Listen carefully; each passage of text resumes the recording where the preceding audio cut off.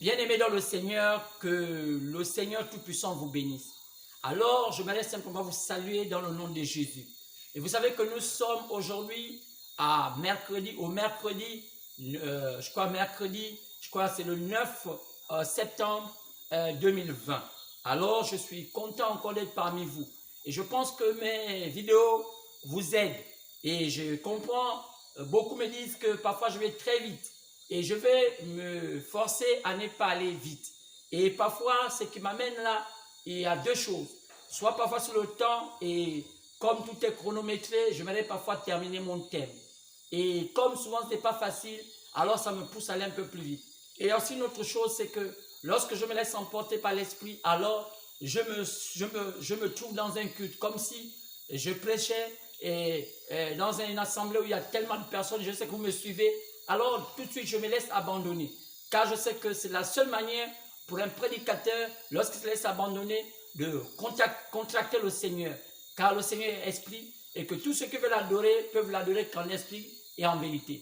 Et que lorsque je laisse ma chair conduire mon esprit, alors parfois j'ai du mal à m'adapter. Alors comme je suis habitué à laisser l'esprit faire ce travail, alors excusez-moi si je vais très vite. Et je vais me forcer à me contenir, à ne pas aller très vite. Parce que ce sont des questions sensibles. Et lorsqu'on parle de la spiritualité, je crois que c'est tellement sensible. Et je voudrais aussi dire à ceux-là qui suivent parfois toutes mes vidéos dans ma chaîne YouTube, Jean-Luc Moulanda, alors ils voient qu'il y a la bande-annonce où on parle du mystère sur le coronavirus. Alors vous allez comprendre que ce message a été effacé. Et je pense revenir et vous apporter encore ce message parce que ce n'est pas possible que nous ayons dans une chaîne, une publicité parlant de ce message et après on ne le voit plus. Vous avez remarqué qu'après je peux en parler dans quelques messages comme étant Monsieur S, le signe de la fin. Là j'essaie d'élaborer quelques points. Mais il y a eu une prédication qui était totalement consacrée au mystère sur le coronavirus. Alors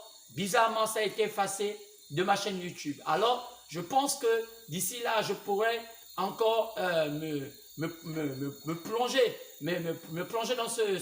dans cette prédication, car c'était tellement essentiel de connaître mon point de vue concernant cette maladie aujourd'hui qu'on appelle la COVID-19, sinon le coronavirus. Alors, c'était tellement important. Alors, je crois que Dieu voulant, d'ici là, je vais programmer pour que une prédication encore qui essaie de marquer ma position par rapport à cet événement qu'on a aujourd'hui au XXIe siècle. Car on ne peut pas rester comme ça sans pourtant connaître ce qui se passe aujourd'hui sur la terre. Alors, il est judicieux pour tous serviteurs de Dieu, lorsqu'il y a un événement, comme une sentinelle, d'avertir à ses enfants et de savoir qu'est-ce que Dieu dit au travers de ces genres de choses. Il y a eu beaucoup des hommes de Dieu qui se sont levés, qui ont donné une opinion. Et moi, je me suis levé, j'ai donné la mienne. Et quand j'essaie d'écouter tous ceux qui ont parlé du coronavirus, j'ai compris que j'étais pratiquement on n'était pas tous nombreux qui partageaient mon point de vue. Et mon point de vue était pratiquement comme un peu singulier. Et cela, je veux continuer à réitérer mon point de vue, disant que le coronavirus, c'est quelque chose qui a été fait à Wuhan, donc en Chine. Et cela a un lien avec la guerre froide qui se passe entre deux blocs, le bloc communiste et le bloc capitaliste.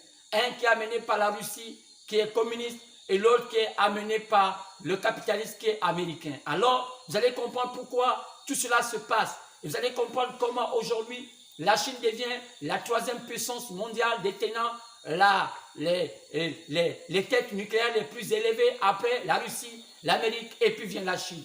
Comment elle a pu parvenir là? Je pense que c'est un problème de transfert de technologie. Et les seules personnes à pouvoir donner cela, c'est simplement que ce sont ces pères communistes. Vous savez que la Chine est communiste. Alors, on a l'occasion d'en parler et cela vous fera du bien. Mais aujourd'hui, je vais continuer avec le message où on parle on parlait des 7 messagers, et on parlait plutôt on parle des 7 temps et des 7 messagers et des 7 manifestations de Satan concernant le temps des nations. Et vous savez que quand je parlais du temps des nations, j'ai voulu essayer de bien expliquer ce qu'on appelle nation. Quand on parle de nation ici, quand la Bible parle de nation, ça n'a rien à voir avec un pays qui a une constitution, un drapeau et tout cela, comme on nous dit selon les explications dans les écoles. Mais quand la Bible parle des nations, vous savez, la Bible a été écrite avant même qu'il y ait des nations, avant qu'on ait ces nations comme le Gabon, comme la France et comme tout cela. La Bible a été écrite depuis même l'ancien des temps. Vous savez que la Bible est composée de l'Ancien Testament et du Nouveau Testament. Et vous savez que lorsqu'on parlait des nations dans l'Ancien Testament, donc dans les années bien avant même la venue du Seigneur Jésus, il s'agissait d'un peuple, il s'agissait d'une catégorie de personnes qui vivaient sur la terre. Et lorsqu'on voulait catégoriser les personnes qui vivaient sur la terre comme étant les nations, c'était ce qu'on appelle les païens aujourd'hui. Les païens, c'est ceux-là qu'on appelle les nations, qu'on appelle nations dans l'ancien temps. Et aujourd'hui, si on peut même appeler république, nation, non. Mais sinon, les païens, ce sont ceux-là qu'on appelle les nations. Car quand on tire les origines de ces peuples, on sait qu'il y a eu un déluge au temps de Noé. Et au temps de Noé, et après le monde a recommencé à compter le temps. Et vous savez qu'on peut se poser la question, à quel moment le monde a encore été peuplé et par qui? Alors nous savons que l'histoire nous dit que les seuls escapés du déluge, c'était la famille de Noé. Et la famille de Noé, il n'y avait que Noé, il y avait sa femme, il y avait ses 3 fils, et il y avait aussi ses 3 belles-filles, sinon les brus. Alors, nous savons que c'est par ces 3 fils que le monde fut repeuplé. Et nous savons qu'il y avait un qu'on appelait Sem, l'autre qu'on appelait Japheth, et l'autre qu'on appelait Cam. Et on peut simplement comprendre que finalement, ce sont ces 3 enfants-là qui ont commencé à faire ce qu'on appelle ces 3 peuples. Et il faut maintenant comprendre que ces 3 peuples devaient avoir un changement de nom. On ne devait plus les appeler les Sémites, ou sinon les Japhénites, ou bien sinon les Camites. Alors, ils ont eu plusieurs noms. Alors, par rapport à cela, on a commencé à leur donner des noms comme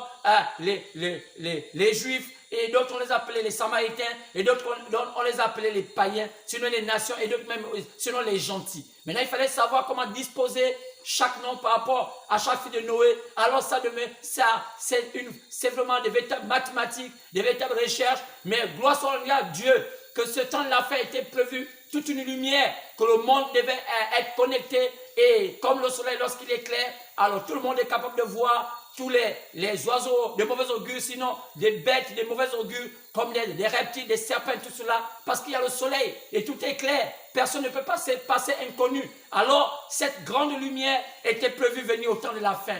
Alors, c'est pourquoi, comme nous sommes arrivés à ce temps de la fin, je vois qu'on va en parler. Alors, il est nécessaire et judicieux aujourd'hui de savoir qui est ce peuple aujourd'hui qui représente Sem, qui est ce peuple aujourd'hui qui représente Japheth, qui est ce peuple aujourd'hui qui représente Cam. Alors, il est nécessaire, parce que vous faites partie de ces peuples. Soit vous êtes de l'un, soit vous êtes de l'autre. Alors, vous pouvez comprendre finalement par rapport à tout cela, quelle est votre position, quelle est votre destinée. Et je vous ai dit que le Seigneur Tout-Puissant, qui avait un plan du salut, avait décidé, avait programmé à amener un salut dans tous ces 3 peuples. Parce que l'autre Seigneur n'est pas ingrat, c'est lui qui a créé toutes choses. Alors tout le monde va avoir une grâce d'avoir le salut. Alors il fallait maintenant savoir à quel moment ceux de Sem allaient avoir leur temps de salut, de visitation, sinon de salut. Et il fallait savoir à comment ceux de Japheth allaient aussi avoir leur temps de visitation pour le salut. Et aussi, enfin, il fallait aussi savoir à quel moment ceux de Cam allaient avoir leur temps de visitation pour le salut. Alors tout cela est nécessaire. Car sinon, un peuple sans vision, c'est un peuple qui est aveuglé. C'est un peuple sans révélation. Alors, c'est pourquoi Dieu nous a fait grâce. Alors, c'est pourquoi prenez le temps souvent d'écouter. J'essaie de regarder. Jusque-là, j'essaie de voir la dernière vidéo. Là où on a commencé à parler du premier temps et du premier messager et les premières manifestations de Satan sur la terre. Je n'ai vu jusqu'aujourd'hui, nous sommes à peu près à 20 vidéos, à 20 vues. Alors, je crois que ce n'est pas nécessaire, c'est pas normal. Alors que vous savez que je sais que plusieurs parmi vous se mettent dans les réseaux sociaux, essaient d'écouter beaucoup de gens qui parlent parfois dans le domaine politique, parfois sont des activistes, parfois ils essayent de commenter la politique de leur pays, parfois d'autres vous donnent quelques conseils concernant la vie naturelle, parfois certaines choses, et parfois même d'autres sont dans beaucoup de choses, du cinéma et toutes ces choses. Et je comprends que dans ce genre de choses, beaucoup de gens ont beaucoup de vues, et il y a parfois des 1000 vues, il y a parfois des centaines de vues, et même parfois dans la forme de la religion, beaucoup de gens regardent ces vues-là, et je crois que les gens ne sont pas tellement intéressés à connaître la plénitude de la parole, sinon les recherches profondes concernant le Seigneur, même les chrétiens, aujourd'hui, même ces chrétiens se jettent dans tout ce qui n'est pas utile. Alors vous savez que tout n'est pas utile, et ils prennent cela, ils se jettent comme des païens, je vais dire, comme des hommes qui sont insensés et aller dans ce genre de choses. Et alors vous, en tant que chrétien, devez prendre conscience de savoir qu'à chaque fois Dieu permet souvent qu'il y ait quelque chose qui se passe sur la terre. Dieu ne peut pas juger le monde. Vous savez que la Bible dit que la Bible prévoit un jugement pour cette terre. Mais ce monde ne peut pas être jugé aussi longtemps qu'il n'est pas encore averti. Alors c'est pourquoi il est nécessaire de comprendre que Dieu va toujours vous envoyer des sentinelles, des gens pour vous avertir avant que le jugement ne puisse s'abattre sur vous. Alors, donc ne pensez pas que lorsque vous allez quitter cette terre, vous serez exempt parce que vous avez eu l'occasion de comprendre la vérité. Et si vous n'avez pas accepté parce que votre esprit est orienté autrement, ce sera par la faute de Dieu. Vous serez condamné parce que vous avez écouté la vérité et votre âme n'a pas voulu suivre la vérité. C'est pourquoi chaque fois Dieu, dans des temps, fait en sorte qu'il envoie des messagers qui avertissent le monde, qui avertit les gens par rapport à leur voix, par rapport à la volonté de Dieu pour un temps. Mais qu'est-ce qui se passe? Les gens n'acceptent pas. Et cela n'est pas la faute de Dieu. Dieu a quand même fait son travail en tant que Dieu, en tant que sauveur. Alors il a fait valoir son attribut de sauveur et envoie ses messagers comme il est prévu selon Matthieu 24 qu'il enverra ses anges qui veut dire messagers. Car ange veut dire messager dans les quatre coins de la terre pour réunir ses élus, pour rassembler ses élus. Alors c'est pourquoi je pense que vous êtes aussi à même de comprendre qu'est-ce que Dieu est en train de faire aujourd'hui. Car vous savez que Dieu est le même hier, aujourd'hui, éternellement. Jésus-Christ est le même hier, aujourd'hui, éternellement. Alors, si maintenant vous ne vous accrochez pas aux Écritures et que vous passez votre temps à dépenser autant d'argent pour suivre des activistes, ou bien suivre tout cela qui commence sur la politique, ou bien des choses qui n'ont même pas de sens, mais vous serez complètement dessus parce que Dieu va vous éloigner comme il avait dit, éloignez-vous de moi ou bien l'iniquité, vous qui commettez l'iniquité, selon le livre de Matthieu chapitre 7 partant verset 21, ceux-là qui venaient pour dire Seigneur, nous avons chassé les démons à ton nom, Seigneur, nous avons prophétisé à ton nom, Seigneur, nous avons fait ça à ton nom. Il a dit, je ne vous connais pas, éloignez-vous de moi, ouvriers d'iniquité, je ne vous ai jamais connu. Comment des gens, durant toute leur vie, ont servi Jésus, ont fait autant de miracles, Dieu même a permis cela, à la fin il va leur dire, je ne vous ai jamais connu.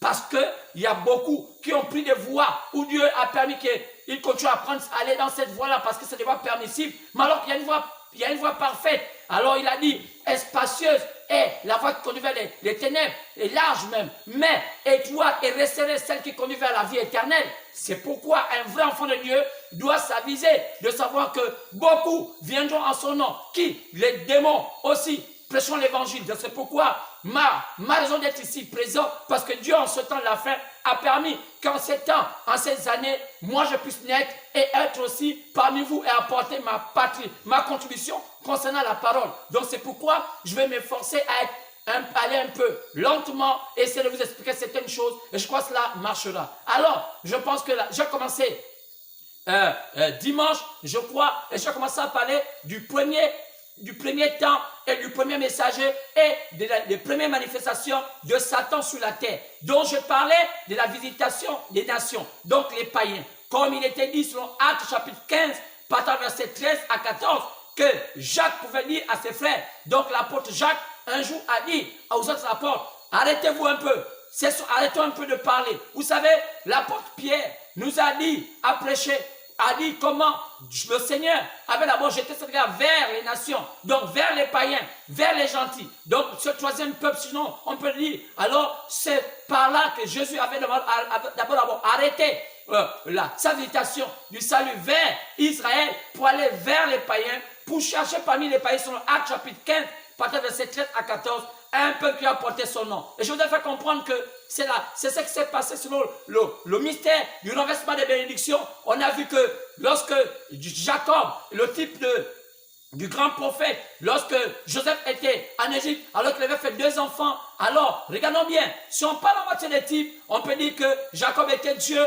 et puis Joseph était son fils, un type de Jésus, et donc l'église devait faire naître deux grandes églises, ce mystère de l'église qui est composé des juifs et composé des païens. Alors cette grande église, selon le mystère que dit l'apôtre Paul, alors remarquons bien, donc il y aurait 2 tendances, une partie qui serait chez les juifs, une partie qui serait parmi les païens. Alors remarquons bien, alors il est dit que lorsque Jacob vint pour bénir les 2 tendances, tendance, il a renversé les bénédictions. La bénédiction d'Éphraïm était allée vers Manassé, la bénédiction de Manassé était allée vers Éphraïm. Nous savons qu'en Israël, c'est souvent l'aîné qui reçoit la bénédiction suprême. Mais cette fois-ci, Jacob, qui est un type de Dieu, donna la bénédiction suprême de Jacob plutôt de Manassé à Éphraïm qui était le petit, et la bénédiction d'Éphraïm qui était le petit à Manassé. Qu'est-ce que ça voulait dire? Ça voulait dire que les derniers devaient être les premiers devaient être les derniers. Donc ça veut dire que Éphraïm qui est un type de l'église païenne, qui est un type d'un enfant de l'église qui était parmi les païens, vous savez que plus tard, Éphraïm va même adorer, à Éphraïm on va permettre à ce qu'on adore les idoles. Alors ce qui a permis à ce qu'on a l'occasion de voir comment on a exclu même Éphraïm du livre. Alors remarquez bien, remarquons que Éphraïm fut celui-là qui a la plus grande bénédiction par rapport à celle de Manassé. Et Manassé, c'était le plus grand et il prit la bénédiction du plus petit. Donc, Jésus, clairement, au travers de l'apôtre Pierre, va parler et parlant de l'apôtre Jacques, il dit, Dieu à la mort, jetait ce gars vers les païens pour chercher parmi ces païens un peuple qui va porter son nom. Et il dit les nations. Dans notre Bible, on dit païens. Dans notre Bible, on dit nations. Donc, ça veut dire que les nations ont quelque chose d'exceptionnel. C'est que les nations vont recevoir une bénédiction où c'est parmi les nations, donc c'est parmi les païens que Jésus va chercher les élus. Donc, c'est pourquoi ce choix se fait dans chaque pays. Donc, dans chaque pays du monde entier, Jésus était sur le point d'aller chercher un peu dans chaque continent, sinon en Asie, en Europe, en Océanie, en Amérique et même en Afrique, ces élus, ceux-là qui vont former son nom, qui vont former le peuple élu. Donc quand on parle d'élus, vous savez quand on parle d'élus tout de suite, ça nous fait référence à une épouse. Car c'est une épouse qui a été élue. Elle a été choisie parmi toutes, mais une a été élue. C'est pourquoi on nous appelle ces élus-là l'épouse de Jésus. Pas parce que nous sommes mariés en tant que... c'est pas un mariage naturel, c'est un mariage spirituel. Donc ça veut dire que Jésus-Christ est un type du mari, comme il apporte Paul, son choix dans Éphésiens, il parle de cela. Et Marie, aimez votre épouse comme Christ a aimé l'église. Donc ici, l'église ici, il s'agit des élus. Donc c'est pourquoi on a compris qu'il fallait comprendre maintenant que chacun de ces peuples allait avoir un temps. Donc ceux des Juifs, ceux des Samaritains et ceux des païens. Alors qu'on appelle les nations. D'où vous savez que je vous ai fait comprendre qu'on les appelle Juifs parce que ça venait du judaïsme. Car les Juifs, c'était ceux qui appartenaient à la tribu de Juda. Même si aujourd'hui, on les appelle maintenant selon la religion. Parce que ce n'était pas convenable. En réalité, c'était parce que le sacerdoce avait changé. Donc le sacerdoce de Lévitique, d'où je parle d'Israël, qui était par Aaron, qui était chapeauté par Moïse, va changer dans les derniers temps, au temps de Jésus. C'est maintenant entre les mains de Juda. Vous savez, lorsque tout a été brouillé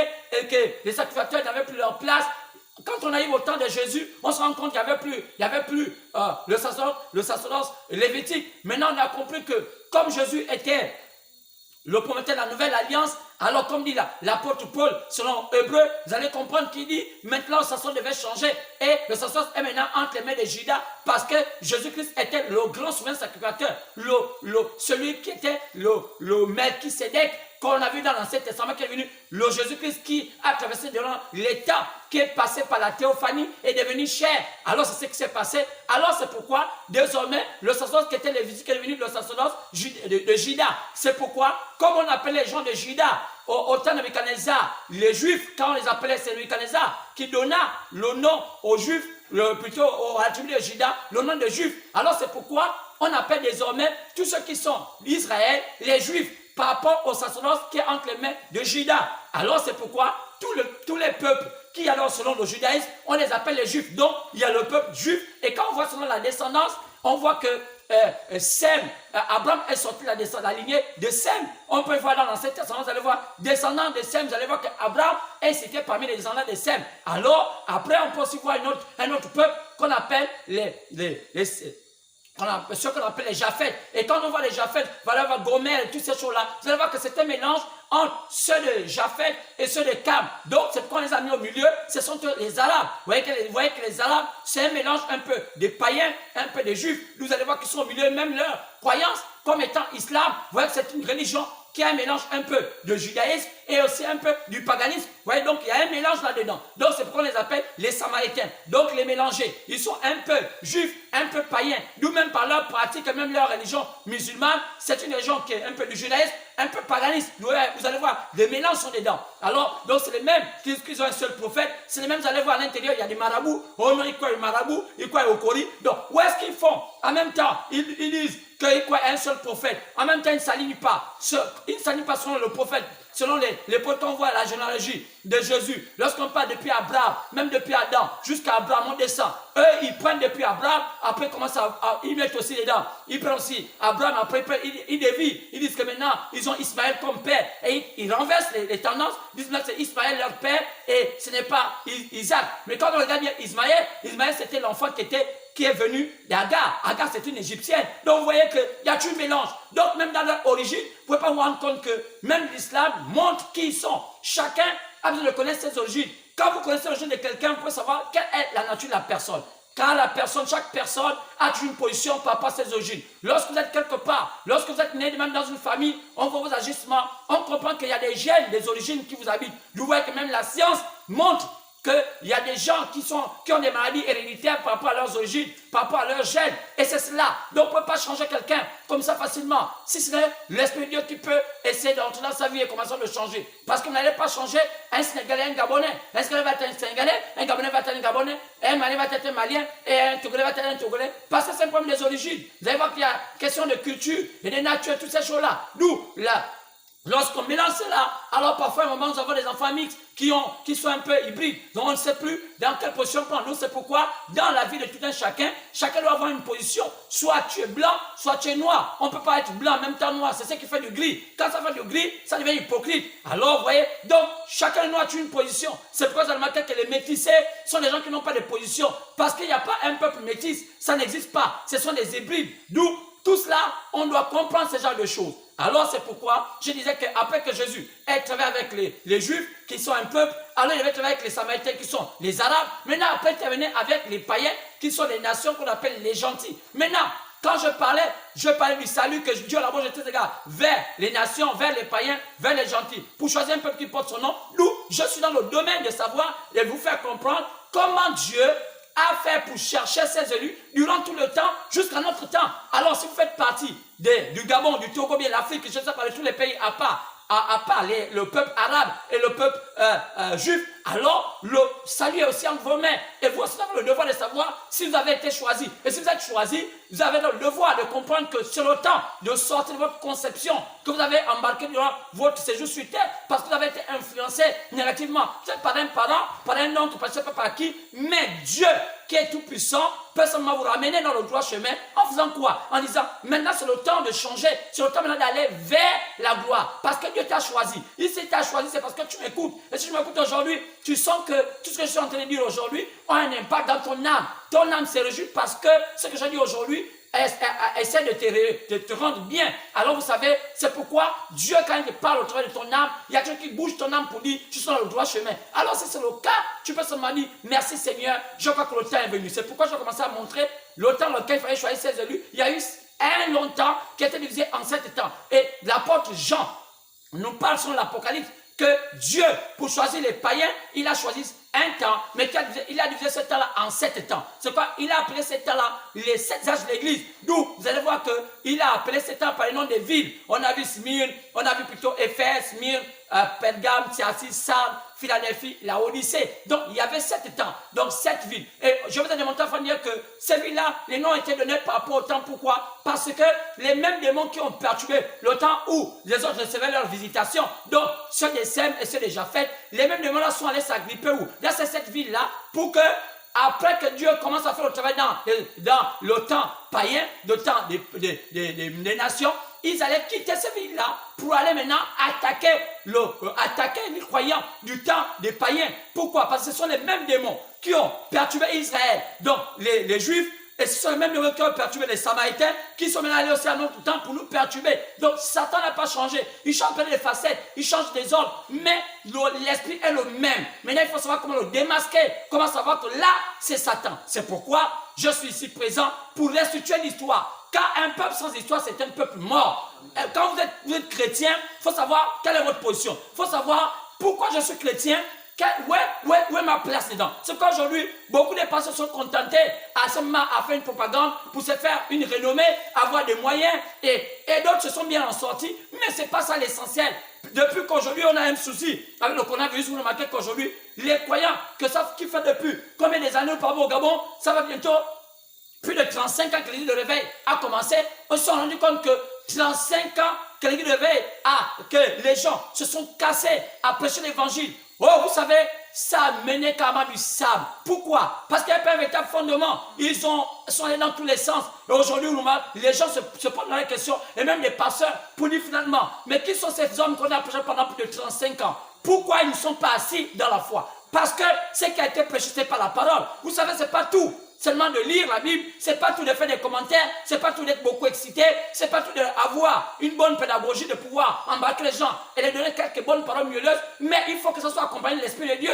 Et l'Esprit de Dieu doit attester cela. Si l'Esprit de Dieu n'atteste pas cela, vous voyez, ça cause des dégâts parce que Satan, quand il vient pour pouvoir vous mettre à l'épreuve, vous êtes obligé de flancher, vous êtes obligé de tomber parce que vous n'êtes pas assis sur le roc. Jésus pourrait dire, lorsqu'on bâtit, on bâtit sur un roc. Pourquoi? Le roc est un type de la révélation. Quand il a dit à Pierre, c'est sur cette pierre que je vais bâtir mon église. Ça ne voulait pas dire le nom Pierre. Sur cette pierre, vous voyez, quand on dit sur cette, vous voyez, il y a un problème quand on parle d'un objet et on parle d'une personne. Il dit c'est sur cette pierre. Lorsqu'il dit cette, c'est un objet. Mais si vous voulez parler de pierre, il a dit c'est sur ce pierre. Vous voyez, même quand on parle français, apprenez à bien comprendre les mots qu'on utilise. On dit c'est sur cette pierre. Automatiquement, Jésus se réfère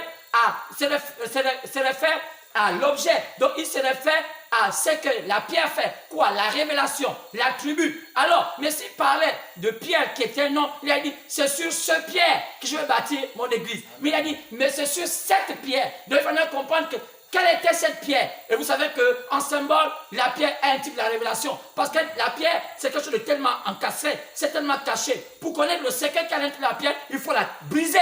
Alors vous savez, on a aussi dit que Jésus-Christ est la pierre angulaire qui descend sans le secours d'aucune main et qui brise toutes les nations, qui brise tous les systèmes. Alors, quand on comprend tout cela, on peut simplement comprendre que ce n'était pas Pierre qui était le détenteur de la révélation, mais Jésus lui-même qui allait révéler à l'humanité. Qu'est-ce qu'il allait faire alors en utilisant ces oins? C'est pourquoi ce soir, moi je suis ravi de savoir que j'ai été choisi dans le concert des nations, dans le conseil de Dieu, comme étant un homme de Dieu à qui Dieu a envoyé au Gabon, même si les Gabonais ne croient pas. Vous savez, ce n'est pas un problème du Gabon. Je n'ai pas été nommé par le conseil des ministres, je n'ai pas été nommé par le président de l'Église, je ne sais pas comment, j'ai été nommé par le conseil de Dieu. Donc, je peux simplement rendre compte au conseil de Dieu. Donc, ce que je fais ici, j'ai fait un compte rendu de ce que Dieu m'a dit de dire. Alors, maintenant, si les Gabonais ne croient pas, ça n'engage que, parce que chacun est libre, mais un jour, ils comprendront que l'Éternel a fait grâce de donner au Gabon un certain don. Donc, je suis content. C'est pourquoi, vous voyez, quand j'essaie de rappeler l'histoire de ce qui s'est passé au Gabon, vous voyez, la chose qui s'est passée au Gabon est mystérieux. Lorsque je vais venir au Gabon, je crois que j'avais autour de 9 ans, 10 ans, 11 ans, je crois quelque chose comme ça, dans les années 85, 84. Vous voyez, c'est quelque chose d'étrange. Lorsque j'ai vu cela, j'ai vu ces manifestations, comment Dieu utilisait ces femmes et ces hommes qui étaient zélés. Oh, c'était tellement merveilleux, j'étais tellement jeune, on avait peur d'eux. Et c'était cela, parce que mes parents, moi, nous on était des Wittis, on était des animistes. Mais entre maman qui avait déjà pris un petit recul avec papa, et elle était à la Sorbonne. Et maman et papa étaient au 8. Donc on faisait 2 foyers, vous savez, comme tout foyer gabonais. Parfois c'est des foyers qui se cassent là-bas. Et c'est ça qui amène beaucoup de désordre dans ce pays. On va voir que la plupart des Gabonais ont vécu parfois distants.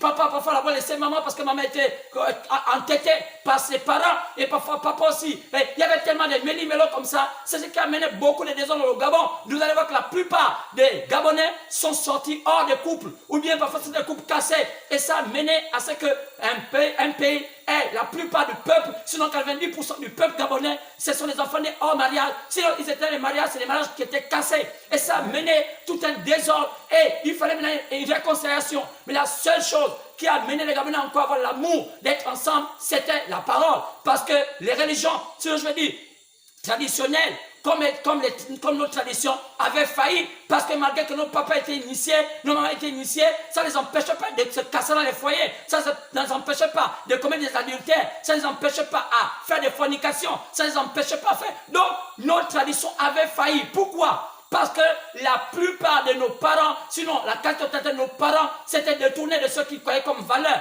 Mais pourquoi? Parce que nos traditions n'amenaient pas ce qui était sincère. C'était des placebos. C'était juste le calmant. Ça, c'était par la force qu'on imposait aux gens. Mais c'est pas que je les réel. Parce qu'en réalité, nos parents n'étaient pas en contact avec le Seigneur. C'était des choses où même il faisait la spéculation. On partait juste parler pour danser, pour chanter, pour simple trouver un peu de l'harmonie. Et on était déjà habitué avec ces sons. Les sons des koukoué, le son des lombos, le son des djembé, le son de melan, les sons de tout ça qu'on pouvait écouter. Tous ces sons-là qu'on pouvait écouter chez les Apinji, les Michogo, ici là, les Miene, les Fan, les Obamba, avec le Njobi et tout ça là, et les Nzebi avec tout ce qui danse aussi, tout ça, les Mlaka, tous ces soirs-là, c'était des sons, c'était déjà en nous, mais ça n'a pas fait effet dans le Gabonais, malgré le fait on a dansé le Melan, on a dansé tout ce qu'on a fait, le Koukou et tout cela, le Bouiti, Misoko et tout ce qu'on peut faire, ça n'a pas changé le Njobi, ça n'a pas changé le Gabonais dans son intérieur. Pourquoi? Parce que c'était une dispensation passée. Les Gabonais vivaient dans reflet notre temps. On était dans cet tambour-là, même si aujourd'hui on écoute encore nos éminents chanteurs comme Pierre Akenenge, tous ces hommes-là, je ne vais pas citer leur nom, chanteurs, nous rappellent encore ces valeurs-là. Mais c'était déjà du passé, parce qu'on vivait dans un autre temps. Alors, est-ce que les Gabonais ont eu le temps de comprendre qu'il fallait maintenant passer, quitter une dispensation? Non, monsieur. C'est là qu'il y a un problème. Alors, c'est pourquoi je pense que l'heure était venue de comprendre qu'il fallait maintenant entrer dans une autre dispensation, comme l'Église. Alors, on a eu un temps comme ça, merveilleux. Alors, on peut comprendre simplement que comment on appelle, le réveil est venu lorsque ce réveil qui venait de l'Ouest a commencé à atteindre le Gabon et c'est passé par 9 étages. Et on a vu que c'était Dieu qui avait permis cela par les brochures de William Branham. Oui, monsieur. William Branham. Alors, on voyait que les brochures de William Branham pouvaient facilement amener comme ça un mouvement parce que c'était ce qui s'était passé. Alors, 9 étages a eu cela. Après, et les vieux papas n'ont pas voulu écouter cela. Ce sont les jeunes qui ont pris cela. Alors, j'avais déjà raconté cette histoire. Premier aller dans YouTube voir l'histoire du réveil du Gabon. Alors, les gens parfois n'ont pas cette histoire. Alors, c'est ce qui a aujourd'hui comme référence, comme on appelle l'église de Béthanie. Vous voyez l'église de Béthanie qui se trouve comment on appelle vers 5 là-bas. Je crois qu'on appelle la cité. Mais bien, oui, monsieur, je crois que c'était le terrain d'un ancien ministre quoi, et bien Tougué, oui. Donc, je crois que cette femme était cousine de cet homme, et elle s'appelait Marthe. Elle donna aux jeunes gens qui avaient cette révolte, cette soif de paix de Dieu, une place. Et c'est là où ils ont reçu cela. Quoi? Les messages de William Branham ont révolté le Gabon et ça a créé un réveil. Alors, est-ce que beaucoup de Gabonais savent que c'est le message de William Branham qui a révolté les jeunes gens de Béthanie et ça a mené un mouvement extraordinaire? Non, mais parce que les gens n'ont pas compris. Et voilà comment tout s'est organisé. Et ils ont commencé à faire une église. Ça a été tout comme ça. Lorsque les gens commencent à connaître une vérité, alors ils finissent par s'organiser.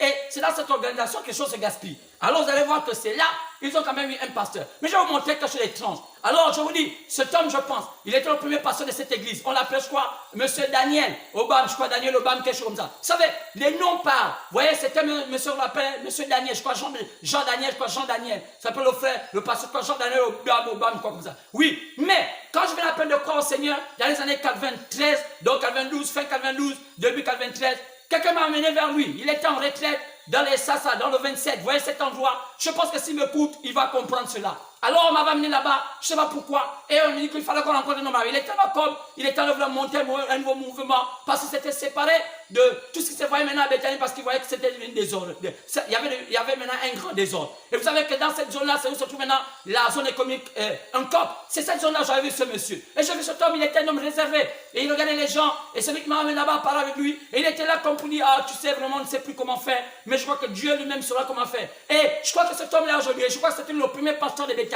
Et vous voyez pourquoi? Pourquoi ça soit Daniel? Parce qu'il y a des noms. Vous voyez, un nom comme ça. Vous voyez, Daniel, c'est celui qui a montré au monde que le diable n'avait pas plusieurs étapes. Et c'est lui qui a montré, quand on voit le livre de Daniel, c'est dans le livre de Daniel qu'on peut savoir comment Satan a travaillé durant les âges. Vous voyez, Daniel, elle est le premier prophète qui a commencé à voir comment les nations allaient fonctionner. Alors les mêmes démons qui ont marqué l'histoire des nations, comme l'appellent les païens, ce sont les mêmes démons qui étaient au temps de Daniel. Donc quand on voit les gens comme les Babyloniens, les Mèdes et les Perses, les Grecs et tout cela, c'était les esprits qui avaient commencé. Ce n'était qu'un début. Et Daniel a vu ça, comme vous pouvez lire dans le livre de Daniel chapitre 2, et pour aussi voir ça dans Daniel chapitre 7. C'était cela, les mêmes histoires, donc en symbole. Les mêmes démons qui allaient arriver quoi? Dieu montrait à son prophète Daniel c'est qu'arrivé dans la suite des temps. Alors Jésus n'était même pas encore sur la terre. Mais plus tard, qu'est-ce qui se passe? Jean aussi va voir les mêmes esprits que Daniel avait vus. Jean aussi va voir ça dans l'Apocalypse chapitre 13.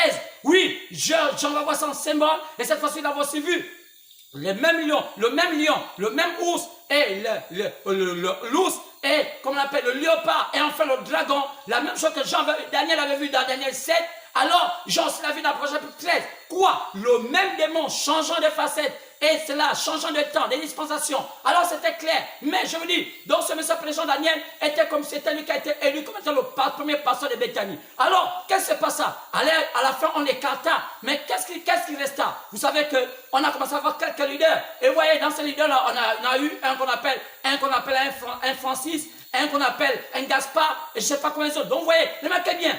Et quand vous regardez bien l'histoire des mages lorsqu'ils ont rencontré Jésus, qui étaient ces mages? Vous voyez, les mages qui viennent d'Orient, il y avait un qu'on appelait Gaspard, un qu'on appelait Melchior et l'autre on ne sait pas. Mais regardez bien, quel était leur lien dans la lignée, dans l'avancée de l'évangile lorsque Jésus est venu sur la terre avec lorsque ces trois mages ont vu Jésus. Remarquez qu'ils avaient une acquaintance avec la politique. Remarquez qu'ils sont allés voir Hérode. Comment ils ont pu faire cela? Alors, remarquez bien, qu'est-ce qui s'est passé plus tard avec les leaders de Béthanie? Vous allez remarquer que plus tard, ces leaders de Béthanie, on peut dire qu'ils sont à peu près, ces mages, on peut dire encore qu'ils ont eu comme une vision de voir que c'était important pour eux. Mais plus tard, quelques années plus tard, remarquez bien ces leaders, il y a un qu'on appelle Gaspard, l'autre qu'on appelle Francis, et l'autre je ne sais pas, bon on peut les appeler peut-être Melchior, mais vous allez voir que plus tard, ils sont associés avec la politique, ils ont préféré aimer la politique. Donc en réalité, c'est l'histoire qui se répète. Ça veut dire que souvent, les hommes qui sont les premiers, qui reçoivent souvent la lumière, s'ils ne sont pas assis de Dieu et qu'ils prennent ça à la légère, ou bien ils prennent ça à leur manière, ils finissent toujours par être politique. Pourquoi? Parce que la religion sans l'esprit conduit l'homme à la politique. C'est comme ça. Des grands pasteurs qui n'ont pas été mandatés par Dieu, qui se sont improvisés, ont fini par devenir des politiciens, ou sinon travailler en sous-mandat avec la politique. Parce qu'ils n'ont pas Dieu. Ça se force. Alors on ne peut pas forcer. Donc c'est pourquoi je dis aux Gabonais, je dis aux Africains de cesser de prendre l'évangile comme étant la politique. L'évangile c'est Dieu lui-même parle au travers des ouins. Et lorsqu'il parle, Dieu sait de quoi il parle. Et il amène les gens à la liberté de leur âme. Et quand il prêche, vous écoutez, votre âme est libérée. C'est pourquoi je vous dis la même chose pourrait se répéter au Gabon. Alors là-bas, il y avait un Gaspard, il y avait un Melchior, il y avait un autre. Alors ils étaient trois. Et je pense qu'au Gabon aussi, il y avait un Gaspard, il y avait un Melchior, il y avait aussi un autre. Pourquoi? Parce que quand on voit ces trois, et celui-là, qui s'appelait Jean Daniel, s'est finalement retiré et plus tard on n'a plus jamais entendu parler. Lorsqu'on parle maintenant de pasteurs de Béthanie, on ne parle que peut-être de Francis, on ne parle que de Gaspard, on ne parle que de l'autre. Mais Jean Daniel, pourquoi? Alors que c'était lui à qui on a mis comme visionnaire. C'est lui qui était le Daniel. Daniel quoi? Comme étant le prophète. C'était un nom. Les noms ont une influence ou un impact dans la vie des noms. Alors, remarquez. Alors moi, qui suis, je m'appelle Jean-Luc. Alors j'ai cette grâce à découvrir qui était Jean Daniel. Qu'est-ce que Dieu est en train de me faire? Dieu est en train de me ramener dans l'histoire avant qu'il m'amène dans le ministère, parce que c'est plus tard, alors que j'étais là en 1993, 92, fin 92, début 93, je vais compter cela. Après, en 2000, c'est là que Dieu va m'appeler quoi? 8 ans plus tard, je pense. 8 ans plus tard, ou bien 7 ans plus tard, ouais, Dieu sait faire ce chiffre. Entre 7 et 8, à ce moment-là, Dieu m'appela au ministère. Qu'est-ce qui s'est passé? Dieu est en train de refaire l'histoire. Quand Dieu veut restaurer quelque chose, il refait l'histoire. Il ramène les gens soit à l'endroit où ils se sont perdus, et il prend l'homme à qui doit restaurer l'histoire, là où ils se sont perdus, pour amener les gens à la position normale. C'était-tu comme ça? Donc un vrai pasteur, quand il prêche l'évangile, il va d'abord à l'endroit où les gens se sont perdus, et il ramène les gens à la lumière. Jésus a fait la même chose. Personne qui est un vrai ouin ne peut sortir de cette procédure. Tout le monde passe par cette procédure. Lorsque Dieu avait vu Israël aller, lorsqu'ils sont partis en captivité, Moïse les a ramenés à la position avec Abraham. Vous voyez, toujours ça, toujours. Lorsque Jésus a vu qu'Israël, durant tout le temps, ont voulu imiter les païens et toutes ces choses-là, Jésus les a ramenés toujours à la position après. Là, ils étaient tombés pour dire, non, c'est pas ça la voie. Pourquoi? Parce que c'est la même chose. Et Dieu fait la même chose. Il dit au temps de la fin, lorsqu'il enverra un prophète, au temps de la fin, seulement la chapitre 4, partant verset 5 à 6, il va ramener les cœurs des enfants vers le cœur de leurs pères. Quoi? Il ramène toujours la partie normale. Pourquoi? Le prophète Élie doit ramener les cœurs des enfants vers le cœur de leur père. Parce que les pères on parle les pères de la foi. Oui, parce que les pères de la foi, ce sont les pères de la Pentecôte. Quoi? Parce que c'est là où l'église a tout perdu. Donc, pour amener la parole, il faut avoir qu'Élie restaure la parole. Restaure le temps Pentecôte. Parce qu'après, l'église, Dieu ne peut pas ajouter à l'église le complément de ce qu'il devait donner à l'église si l'église d'abord ne revient pas à la restauration de la parole, la restauration de la Pentecôte. Donc c'est pourquoi on regarde dans Malachie 4, pendant le verset 5 à 6, à partir du verset 4 jusqu'au verset 6, que Élie, qui est prophète, vient d'abord ramener les enfants, les cœurs des fils vers les pères les apôtres. Donc il les sort, de là ils sont tombés. Parce que c'était à la Pentecôte, tout s'est arrêté. Les apôtres sont morts après la Pentecôte, on n'a plus connu tout. Nous, c'est pourquoi le salut vers les nations commence là. C'est pourquoi on a vu qu'il y a eu 7 temps. Les 7 temps là, c'était le moment de restaurer la parole. Alors, on a compris que qu'est-ce que Dieu devait faire. Mais dans ces 7 temps là, qui étaient marqués par les noms des villes, alors Dieu devait se choisir des messagers. Il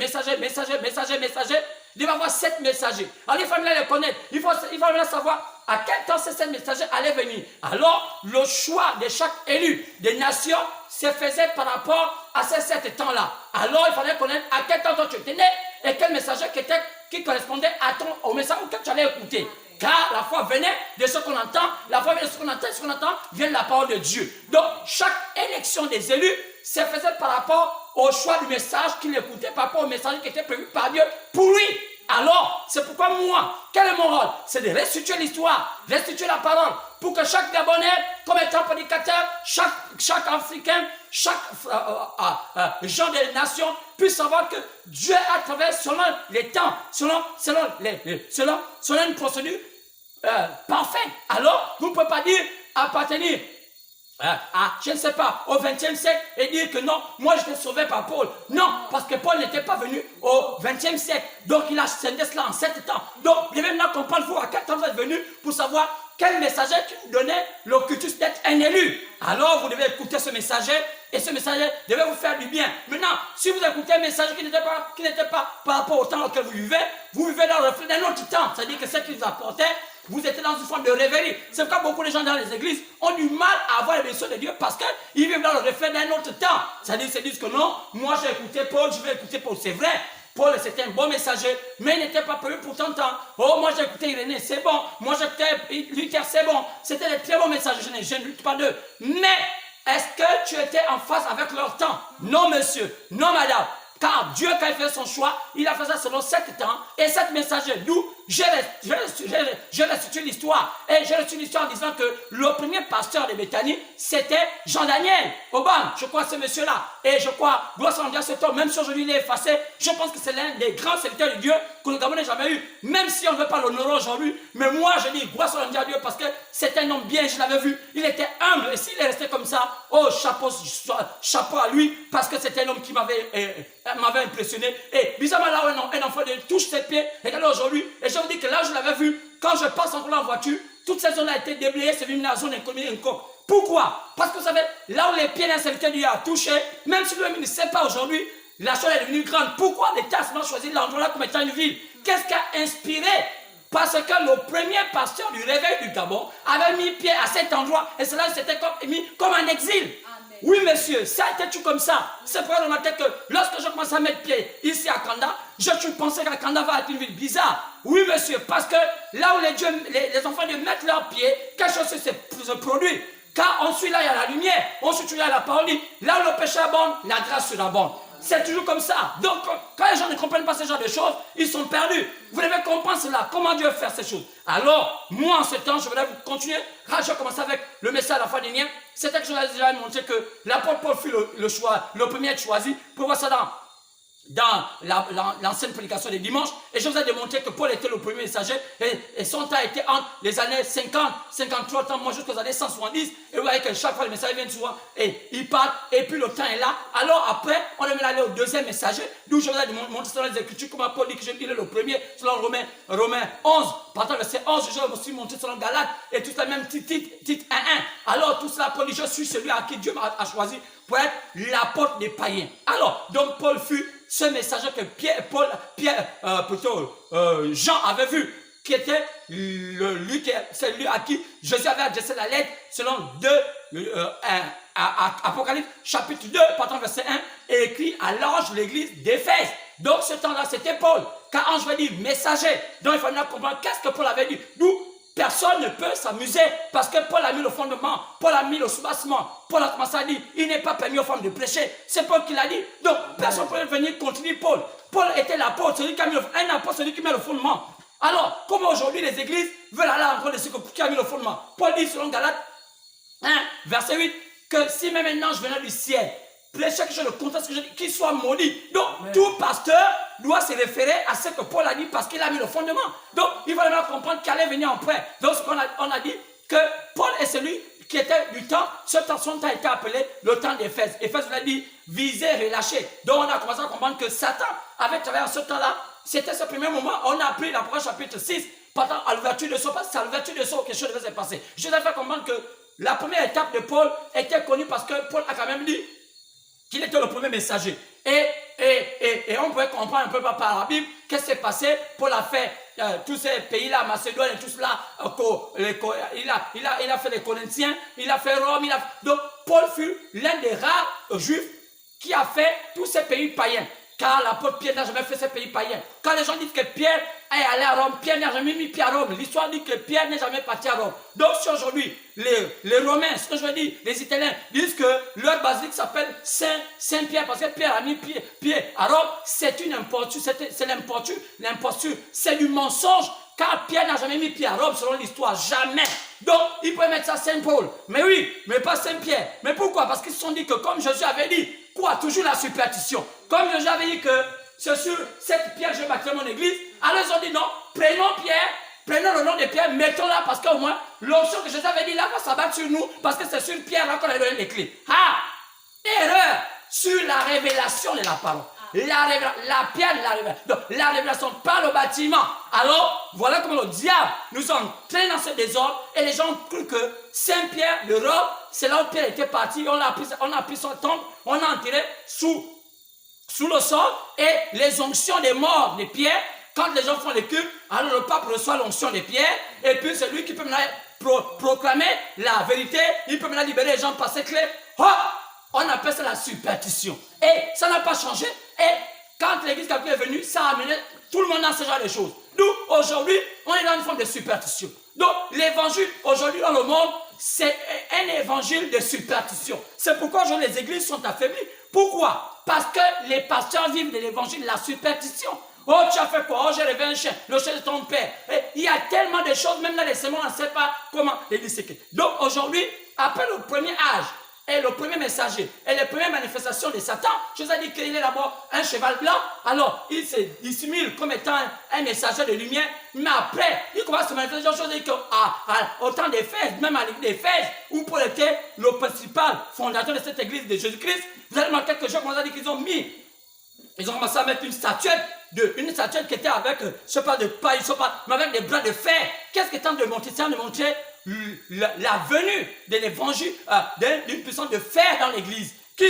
La Rome, car Rome représentait le fer. Alors Rome n'était même pas encore là, il n'y avait même pas l'église catholique. Au 1er siècle, l'église catholique n'existait même pas. Mais à quel moment, comment elle a surgi, comment d'un mot, poum, l'église catholique. Les gens ne sont jamais posés. Quand vous dites ça, oh non, vous êtes contre notre église. Donc, les gens, depuis des années, on les a formatés dans un système de religion. Donc, soit vous partez à l'ouest, on a entendu qu'ils sont musulmans. Pourquoi? Oh non, ce sont nos ancêtres. Mais vous faites dans l'histoire, les musulmans de l'ouest, les pays de l'ouest, ils sont des musulmans en quelle année? Peut-être qu'après, dans les années 1800, pourquoi? On les imposait. Comment? Le Sénégal ne disait même pas. Le Bénin, tous ces pays qui sont musulmans de l'Ouest là ne disaient même pas. À quel moment ils se sont accordés avec l'islam? Alors que l'islam vient de l'Orient avec le système, tout ça. Donc vous allez comprendre que quoi? On impose aux vaincus la religion et ses dictats. Ça a été tout comme ça. Le diable, quand il impose, quelqu'un t'impose, soit par la force, il dit tu adores ce que je crois, tu ne veux pas, je te maltraite. Nous aujourd'hui, la plupart des pays de l'Ouest, donc les pays qui ont l'islam, ont été maltraités ou bien ont été achetés sous loués parce qu'ils étaient tellement pauvres, ils veulent que les Arabes les achètent. Donc l'argent, les Arabes ont acheté les pays de l'Afrique de l'Ouest pour les inculquer leur région alors que ce n'était pas pour eux. Nous, c'est pourquoi ils ne sont jamais séparés des traditions. Parce qu'ils se sont rendus compte que l'islam n'a jamais été leur religion. Mais, quel est le problème? Parce que le vaincu est obligé de prendre la religion du vainqueur. On l'impose. Nous, on a eu la grâce, l'Afrique centrale. Pourquoi? Nous, c'est la France qui nous a aidés. Nous, parce que la France n'a pas voulu que nous, on soit musulmans. Mais c'est certains musulmans qui étaient venus en premier au Gabon, on était totalement musulmans. Donc, on doit une petite force à la France qui a empêché que les Arabes puissent nous prendre en otage. Même si aujourd'hui, on voit que notre président est musulman. Mais ça aujourd'hui, c'est maintenant nuancé parce que n'importe qui, je connais même des cousins qui deviennent musulmans parce qu'on leur donne un peu de riz. C'est normal. Donc aujourd'hui, moi, ça ne m'embête pas. Donc même mon papa, maman est devenu, il est devenu musulman. Il a fait, je crois, 3 mois de l'islam. Après, il m'a dit, papa, c'était intéressant, j'ai beaucoup mangé des poules, mais après, je crois que ça arrête. Donc il me disait que non. J'ai dit, mais papa, comment tu fais pour prier à l'islam? Il m'a dit, ah, papa, tu sais, moi je comprends l'arabe. Non. Il dit, mais qu'est-ce que je faisais? Quand je partais à l'islam, quand Jean-Paul m'avait baptisé, tout cela, j'avais mon père m'appelait, c'est Saboula, je crois, papa, c'est mon père, c'est pas Saboula, je sais pas comment. J'oublie son nom, parce qu'il y avait son cousin qui l'appelait Angarba, ils avaient des noms, je comprends pas. Ils avaient changé les noms, Angarba, Alboulaye, Fatou, c'était des Fatou, Moussa avait tenu Moussa, tout. Bon, c'était une complication comme ça, parce que comme à un moment, notre président était devenu musulman, et nous, tout le monde voulait maintenant devenir la religion du président, Omar Bongo, parce que quand on devenait musulman, on savait qu'on avait des faveurs. Bon, voilà. Bon, le Gabon a quelque chose un peu rusé comme ça. Un bon rusé. Donc, il n'a jamais cru à quelque chose. Donc, quand il regarde un Gabonais, il n'est ni chrétien ni musulman. Il va là où il pense trouver le bonheur. Donc ça, je connais du Gabonais. Donc, voilà comment, papa nous disait que voilà comment il fait l'islam. Lui, il priait comment? Il faisait que comme, si tu es malien, tu as côté d'un Gabonais, et lui parle sa langue, tu vas comprendre ce qu'on va dire, mais c'est l'arabe. Alors donc il mélangeait tout. Comme c'était qui s'est dit que non, la poule, la poule, le riz, et tout cela, quand on mange avec les plumes, tout ça, ça marche bien. Donc, le frère, quand il regardait, donc, vous voyez la région, tu as rendu les gens hypocrites. Quelques mois plus tard, mon papa quittait ça. Mais pourquoi papa? Laisse-moi papa là-bas, tout le temps, la poule, tout le temps, on va donner le riz à quelqu'un. Moi, je suis pas. Bon, vous voyez, donc, quand on est dans la religion, ça n'amène pas la sanctification de l'âme. Parce qu'on vous impose des choses que l'âme, à un moment, l'âme va réfuter. Donc, c'est pourquoi aujourd'hui, c'est question d'intérêt. Et nous tous, on avait parfois été musulmans, maman, parfois on partait, je crois, on nous amenait parfois les endroits. Bon, nos papas, on était trop sous contrôle des parents. On partait à Yahi, c'était la grande mosquée. Il fallait pas aller papa l'a dit. On vous donnait 100 francs, 200, 300. Ça devenait aussi, c'était la période où le problème devenait déjà mendiant. Et tout le monde, tout Gabonais, tu mendiais avec Yahi. Et on demandait papa l'a dit. Et tu te mettais, tu faisais papa l'a dit, tu faisais comme tu étais un film, ou bien tu étais aveugle, papa l'a dit. Et quand tu vois un parent qui était là-bas, tu es juif, tu dis, mais qu'est-ce que tu fais ici? Bon, c'était tout ça. Donc, le Gabon a eu tellement de choses comme ça. Donc, moi, je ne crois pas à la religion. La religion n'a jamais amené quelqu'un à la conversion. Alors, c'est pourquoi après partir du premier âge, qui a commencé de l'an 53, je vous ai déjà montré ça, en l'an 70, il faut maintenant qu'on aborde le deuxième âge, dans le deuxième temps, qui va prendre de l'an 70 à l'an 312. Et on va comprendre quel est le message. Alors, on va lire la parole.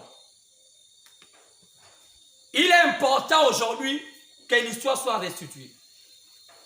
Il est important aujourd'hui que tout enfant de Dieu puisse comprendre là où il vient et qu'est-ce qu'il fait et qu'est-ce qu'il deviendra. De peur qu'ils disent au Seigneur, Seigneur, c'est pas moi. C'est Satan qui m'a trompé. Le Seigneur, tu mens. Je t'ai tout dit. C'est pourquoi aujourd'hui, c'est pas tout d'avoir des églises, des maisons, tout ce qu'on peut faire. C'est pas tout d'avoir des grands bâtiments, mais c'est de connaître la parole. C'est pourquoi Dieu aujourd'hui a permis qu'on a ce qu'on a. S'il n'y avait pas le corona, je crois que même moi, je n'ai même pas passé d'Internet. Et donc, Dieu connaît faire ces choses. D'autres qui m'ont dit que le corona, nous, on est bénis ça, parce qu'au moins tout le monde peut écouter. La planète est maintenant anti-Internet. On appelle ça la guerre d'Armageddon. Chacun peut maintenant venir et voir qui dit vrai, qui dit faux. Maintenant, celui qui veut être dans la fausseté, il est dans la fausseté, parce que tout le monde prêche. Prenons, après chapitre 2, partant de verset 8 à 11. Lisons cette écriture. Apocalypse chapitre 2, 8 à 11. Écrit à l'ange de l'église de Smyrne. Voici ce que dit l'Amen. Voici ce que dit le premier et le dernier. Celui qui était mort et qui est revenu à la vie. Je connais ta tribulation et ta pauvreté, bien que tu sois riche, et les calomnies de la part de ceux qui se disent juifs et ne le sont pas, mais qui sont une synagogue de Satan. Ne crains pas ce que tu vas souffrir. Voici, le diable jettera quelques-uns de vous en prison, afin que vous soyez éprouvés, et vous aurez une tribulation de 10 jours. Sois fidèle jusqu'à la mort, et je te donnerai la couronne de vie, de vie. Que celui qui a des oreilles entende ce que l'Esprit dit aux églises. Celui qui vaincra n'aura pas à souffrir la seconde mort. Que le Seigneur bénisse la lecture de sa parole. Au nom du Seigneur Jésus, je ainsi prier. Amen. Alors on peut s'asseoir. Alors c'est clair. Ici nous parlons maintenant du deuxième temps. Le premier temps c'était appelé Éphèse. Vous savez, je vous ai dit que chaque temps avait un nom lié par rapport à une ville. Et la ville là avait un lien avec les esprits qui animaient les temps dans lesquels les élus avaient été choisis parmi les païens, sinon les nations. Alors, la première ville qui était choisie, c'était Éphèse. Éphèse, vous l'avez dit, visait relâché. Ça dit que c'était un peuple. Ils étaient au début zélés. Mais par rapport aux persécutions et l'éloignement de la parole et le fait qu'ils ont commencé à mener, c'était un rite qui était contraire à la parole, les a éloignés, les a refroidis. Ils ont commencé à faire ce qui était sale. C'était au 1er siècle, entre les années 53 et les années 170 de notre temps. Et après est venu, on a compris que ce message qui était là-bas, Dieu s'adressait à Paul. Donc Paul était le premier messager du premier temps. Donc ça se fait en l'an 53 et l'an 170. Et les démons qui ont agi là-bas en ce temps-là, selon après chapitre 6, partant verset 1, et Dieu ouvrit le premier sceau, on a vu un cavalier qui était assis sur un cheval blanc. Satan, sous la forme de la ruse, forme d'ange de lumière, alors qu'il est temps de préparer un plan. Il a refroidi les enfants de Dieu en faisant la politique. Et on a compris qu'ils ont commencé à faire ce qu'on appelle le nicolaïsme. C'est quoi le nicolaïsme? Nickel est laïque. Quoi? La politique entrant dans l'église. Quoi? Faire les ordres. Oh, le chef c'est tel. Oh, le grand chef c'est comme ci. Oh, ceci. Et ils ont commencé à organiser l'église comme étant un parti politique. C'est ce qui a mené le refroidissement de l'esprit. Et l'esprit est sorti de là. Qu'est-ce qui s'est passé? C'était terminé. Chaque fois dans un âge que le messager mourait, alors l'âge s'organisait. C'est pourquoi Paul était parti de l'autre côté. On avait coupé la tête. Il avait montré sa preuve du salut. Lorsqu'on lui demanda à Paul, ne va pas là-bas. Il est prévu sur là. Le prophète Agabus avait dit à Paul, celui-là à ce torchon que j'attache comme ça, il lui serait coupé la tête lorsqu'il ira à Rome. Alors que c'est pas ça. Paul aussi la même chose. Il a dit, les apôtres ont dit, ne pars pas Paul. Il a dit, à quoi bon? Oh, j'ai déjà payé, le Seigneur qui l'a payé le prix. Oh, Paul a envoyé sa mort comme étant un gain. Lui qui avait persécuté les élus, avait plus position d'aller même mourir pour le salut. Alors que Paul avait tout abandonné. Il était venu prisonnier de Christ. Il ne s'est jamais marié. Il n'a jamais eu une femme. Il n'a jamais connu le désir sexuel. Paul est mort vierge. Comme je peux dire un homme qui n'a jamais connu le plaisir. Quoi? Il a donné sa vie à Jésus-Christ. C'est pourquoi aujourd'hui, lorsqu'on voit les gens dire que Paul avait failli, c'est une malédiction, car Paul n'avait jamais failli. C'était un prophète qu'on fait par la colonne de feu. Paul a vu la même colonne de feu comme ils avaient vu. Lorsqu'on voit l'histoire de Paul, lorsqu'on parle d'Actes chapitre 9, on voit au chemin de Damas que Paul avait rencontré la colonne de feu. Mais c'est dommage qu'on dise aujourd'hui que Paul avait failli et que Paul qui avait dit que les femmes ne doivent pas prêcher n'a pas bien vu. Comment on peut dire ça alors que Paul a dit c'est moi qui ai mis le fondement, que celui qui te bâtit n'a qu'à faire attention. À quel moment ces esprits sont venus dans le monde? Si c'est venu des États-Unis, quel est venu le pays de la femme? Quelle malédiction que les gens pensent qu'aujourd'hui Paul a failli alors que Paul avait dit simplement la vérité. Depuis la nuit des temps, on n'a jamais vu un homme, on n'a jamais vu une femme se mettre derrière le pupitre et prêcher, devenir pasteur ou tout cela. On a juste compris que les femmes qui ont toujours apporté l'évangile par témoignage ou bien par des prophéties, n'ont jamais tenu le pupitre et prêché. Même cette femme appelée Déborah n'avait jamais eu une église. Elle était sous un arbre, elle pouvait seulement tenir des conseils, comme on peut dire c'était un juge, mais elle n'avait jamais été dans le sacerdoce. Mais qui amène cela? Les États-Unis dans la perdition, après avoir connu la lumière, aussi tombés dans les ténèbres, aujourd'hui ils sont de faire ce qui est sale. Et tout le monde suit cela, c'est la mode. On peut voir aujourd'hui nos enfants, nos femmes, lire ces choses, écouter la musique, de rock'n'roll en Jésus-Christ, toutes ces choses, la musique bizarre qui les rend névrosés, qui deviennent les rendre impolis et mal élevés. Alors qu'est-ce qui fait ça? Satan qui pousse les gens à aller dans une atmosphère qui ne connaissent pas Dieu. Les gens ont plus la crainte de Dieu et les gens vont dans le mal. Qui amène cela? Le mouvement américain. C'est pourquoi l'Amérique aussi a déjà failli. Ce n'est plus son temps et Dieu est maintenant en train d'aller ailleurs. Où c'est? En Afrique. Après l'Ouest vient le Sud. C'est pourquoi le Sud doit se ressaisir du fait qu'ils ont tellement avalé tout ce qui est faux de l'Amérique. Alors aujourd'hui, on pense que les chrétiens doivent comprendre que le temps n'est plus à l'Ouest. Il y a lumière maintenant aujourd'hui au Sud. Et maintenant, est-ce que le Sud comprend cela? Oh, je ne comprends pas. Je ne sais pas si la passation s'est bien faite, alors que quand ça ne se passe pas bien, qu'est-ce que fait Dieu? Dieu a dit à les ouvrir la 11e heure. C'est pourquoi autant, dans lequel nous vivons, nous allons ouvrir la 11e heure. Comme Jésus l'a dit dans la parabole, qu'un homme avait demandé les ouvriers pour travailler. Il y a eu des premiers ouvriers, des hommes ouvriers, et il y a seul la 11e heure. Sur la 11e heure, n'ont pas travaillé beaucoup, mais ils sont venus à la fin. Mais ils ont le même salaire que ceux qui ont travaillé longtemps. Pourquoi? Parce que cela vient parfaire la chose. Quoi? Ils comprennent mieux la chose et ils sont des parfaits la chose. C'est pourquoi au temps de la fin, Dieu va citer les ouvriers à la 11e heure. Ils sont des gens qui sont des mains à leur place. Ramenez l'église à la position normale. Si aujourd'hui les pays comme le Gabon, comme le Mali, comme on voit aujourd'hui en train de se chercher, veulent voir qu'on parle la lumière. Si personne va se connecter à ceux qui aujourd'hui qui détiennent cette lumière, je pense que l'Afrique va se redresser pour un petit temps avant de tomber dans les ténèbres. Si le Gabon veut voir la lumière, si personne va se rapprocher de ceux-là qui détiennent la lumière, je pense que le Gabon pour un petit temps va connaître un temps de bonheur avant de tomber dans les ténèbres. Car chaque pays a un temps de bonheur et ça passe par un temps qu'on appelle le jubilé. C'est pourquoi je pense que le temps est venu où les enfants de Dieu doivent connaître où est la vraie parole. Et ça ne grille pas cela, que ça donne à tout ce qui est sale, voir tout ce qui est dans la télévision, tout ce qu'on voit dans les journaux, toutes ces choses qui n'amènent pas à Dieu, qui amènent dans nos péchés, qui vous excitent à avoir des choses bizarres et à avoir des pensées tordues. Et quand vous allez voir que la posture augmente, voilà, aujourd'hui, les statistiques montrent qu'aujourd'hui, la plupart des femmes aujourd'hui, leur métier n'est plus aimé aujourd'hui c'est la prostitution, malgré le fait qu'elles travaillent, elles ne sont pas satisfaites. Qu'est-ce qui se passe? Le monde est dans la dépravation. Les Gabonais, sinon, les hommes aujourd'hui ont du mal à se satisfaire d'une seule femme. Ils veulent avoir plusieurs, ils veulent goûter autant de sexe. Pourquoi? Parce que le monde aujourd'hui est dans l'insatisfaction. Quoi c'est? Parce que les gens sont instables. Les gens mentalement sont instables. Ils sont malades mentalement. Ils ne savent plus quoi faire. Qu'est-ce qui se passe? L'église n'a pas pu redresser cela. Je ne parle pas de l'église, mais je parle des églises de ce monde. Mais qu'est-ce qui se passe? Revenons à Jésus, car Jésus est la parole. Jésus est toujours la parole. Elle a donné la parole. La pure parole sans mélange. Lorsqu'il y a un mélange, il n'y a plus la pure parole. Elle n'a plus de force. C'est pourquoi au temps de la fin, Dieu a posé la parole. Et Dieu sait qu'au temps de la fin, il y a des élus qui doivent être choisis dans chaque pays. Ce sont au Gabon, au Togo et partout. En France, aux États-Unis, pas dans le monde. Dans chaque nation du monde. Le monde païen, les élus doivent être choisis car ce sont la lumière du monde. Comment promouvoir la terre si on ne montre pas un modèle de lumière alors qu'on est dans le système d'église? C'est pourquoi revenez à Dieu, Dieu reviendra à vous. Si vous allez de lui, il frappe à la porte, il dit c'est lui qui va m'ouvrir, je vais souper avec lui, je vais dîner avec lui. C'est ce que je suis en train de faire ce soir. Alors, je pense que tout enfant de Dieu qui écoute ma parole ce matin, pense-la comme c'était celle de Dieu.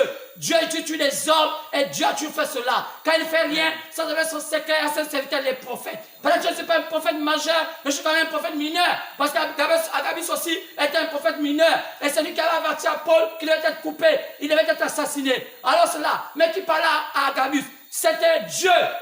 Dieu a utilisé les vrais hommes de Dieu et les membres de droit chemin. Malgré que les gens ne croient pas à ça, ils n'ont pas l'apparence à frapper l'œil, ils ne sont pas les hommes tellement riches, ils n'ont pas tous les biens de la terre, mais ils sont les hommes qui ont la parole. Lorsqu'on les écoute, on sent que ça c'est Dieu qui parle. Mais l'incrédulité amène les gens à dire que ce n'est pas vrai. Ils ne parlent pas comme en église, ils ne parlent pas comme en congrégation, ils ne parlent pas comme en célébrien, ils ne parlent pas comme en confédération. Votre confédération et vous êtes morts. Car aujourd'hui, Dieu montre la même scène, que le Célèbre était mort comme au temps de Jésus. Aujourd'hui, les confédérations et les fédérations des églises sont mortes, car ils n'ont rien.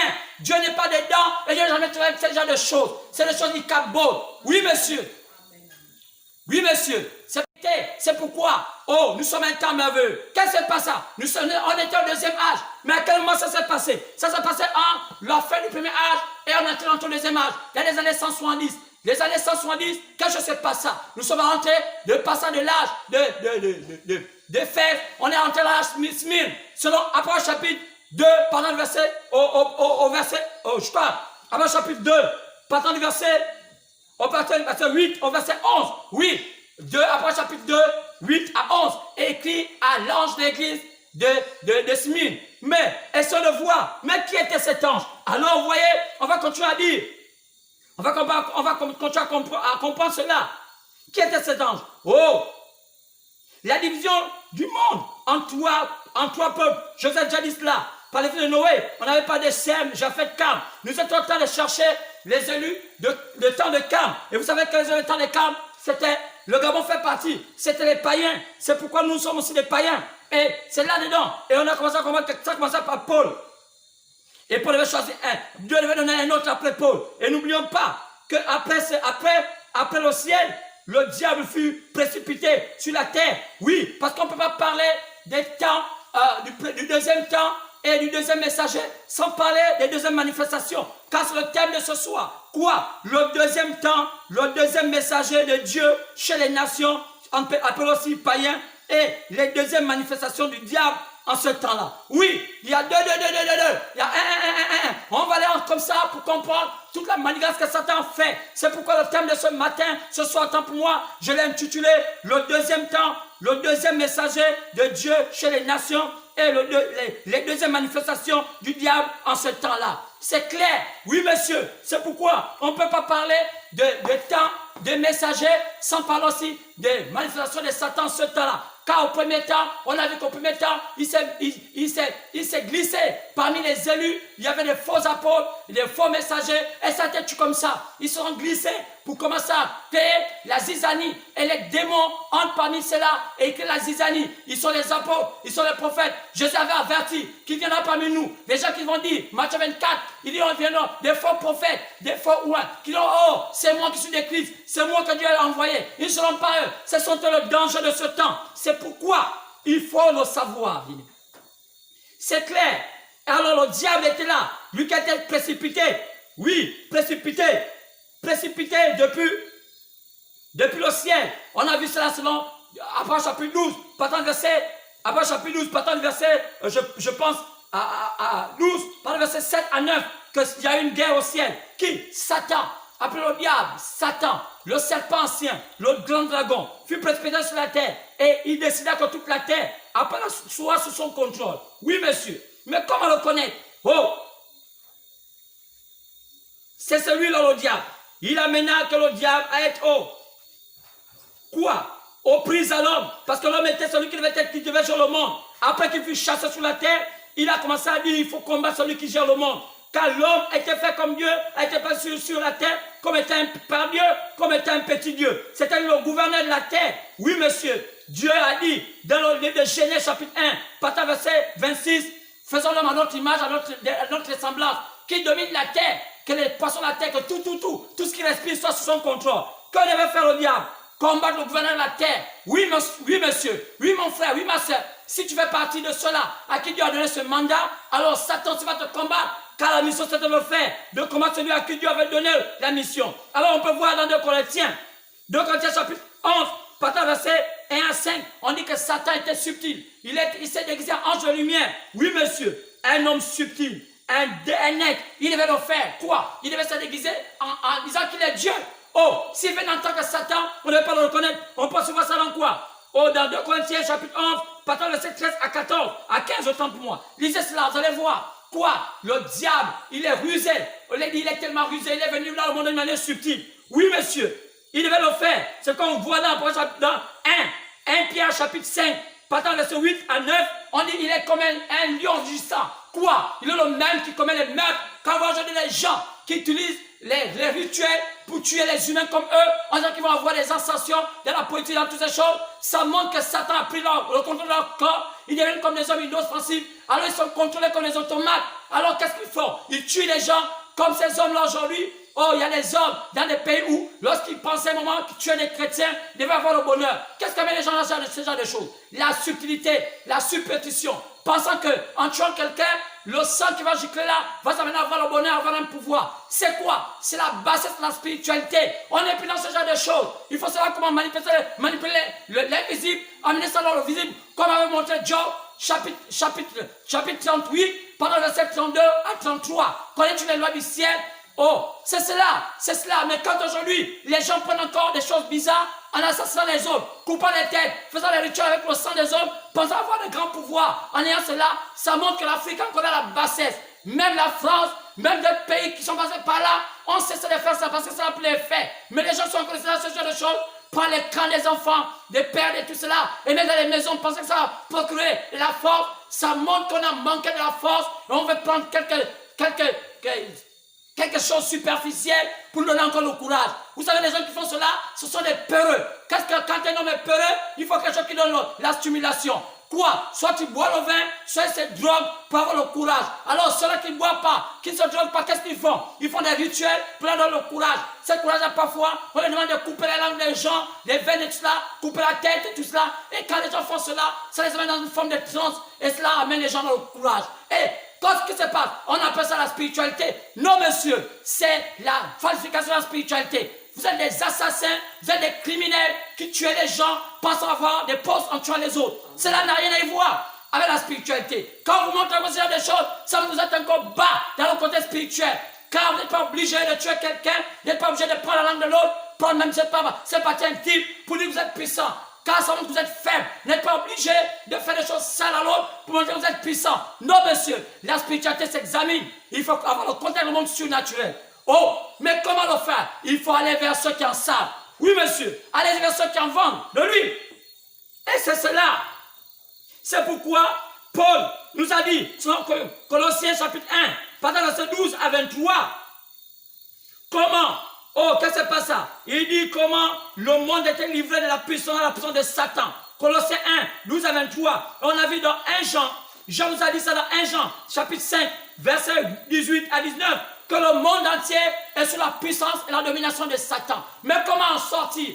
Alors il faut être entre les mains de l'Éternel. Pas seulement chanter des cantiques, pas seulement avoir des louanges, pas seulement dire que l'ange appartient à telle église, à telle obédience. Non, monsieur, la puissance qui est en Christ, se révèle-t-il en toi pour que lorsque la puissance satanique vienne vers toi, ce n'est pas en criant toute la nuit que ces démons vont partir. Non, monsieur, car les mêmes démons en criant, ils n'entendent pas. Les esprits sont sourds à nos paroles. Les esprits reconnaissent quoi? Le monde surnaturel. Alors, on vous a appris à mal manipuler l'âme surnaturelle parce que vous avez été enseigné et initié comme nous en notre temps, qui sont initiés par des papas ivrognes, par des papas qui étaient dans la drogue inutile, comme ces femmes qui sont initiées à des mamans, buveurs de Henken et Beck, tout ça, tu sais bien, et puis elles ont seulement des pailles, des idées, en disant, bougez la porcelaine, ils apprennent aux femmes, les séquelles, comment manipuler les hommes, alors que jamais, on l'a vu aujourd'hui au Gabon, les femmes n'ont pas pu contrôler ces hommes qui sont continués à être infidèles. Mais pourquoi le djembé, le lombon et toutes ces choses, le mélange, le biéri, tout ça,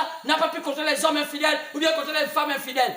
Oh, nos religions ont failli. C'est pourquoi aujourd'hui, le christianisme moribond de ce temps a aussi failli. Même les églises n'ont pas pu masquer, arrêter les hommes dans l'infidélité, les femmes dans l'infidélité. Mais quel christianisme qui n'a pas de puissance, qui n'a pas de vertu comme était au temps de Jésus? Un faux christianisme qui a été falsifié. De même que le faux, oh, va être à l'image du vrai, oh, nous voyons que le faux a ses limites. Mais le vrai, lorsqu'il tombe dans un homme, il amène l'homme changé.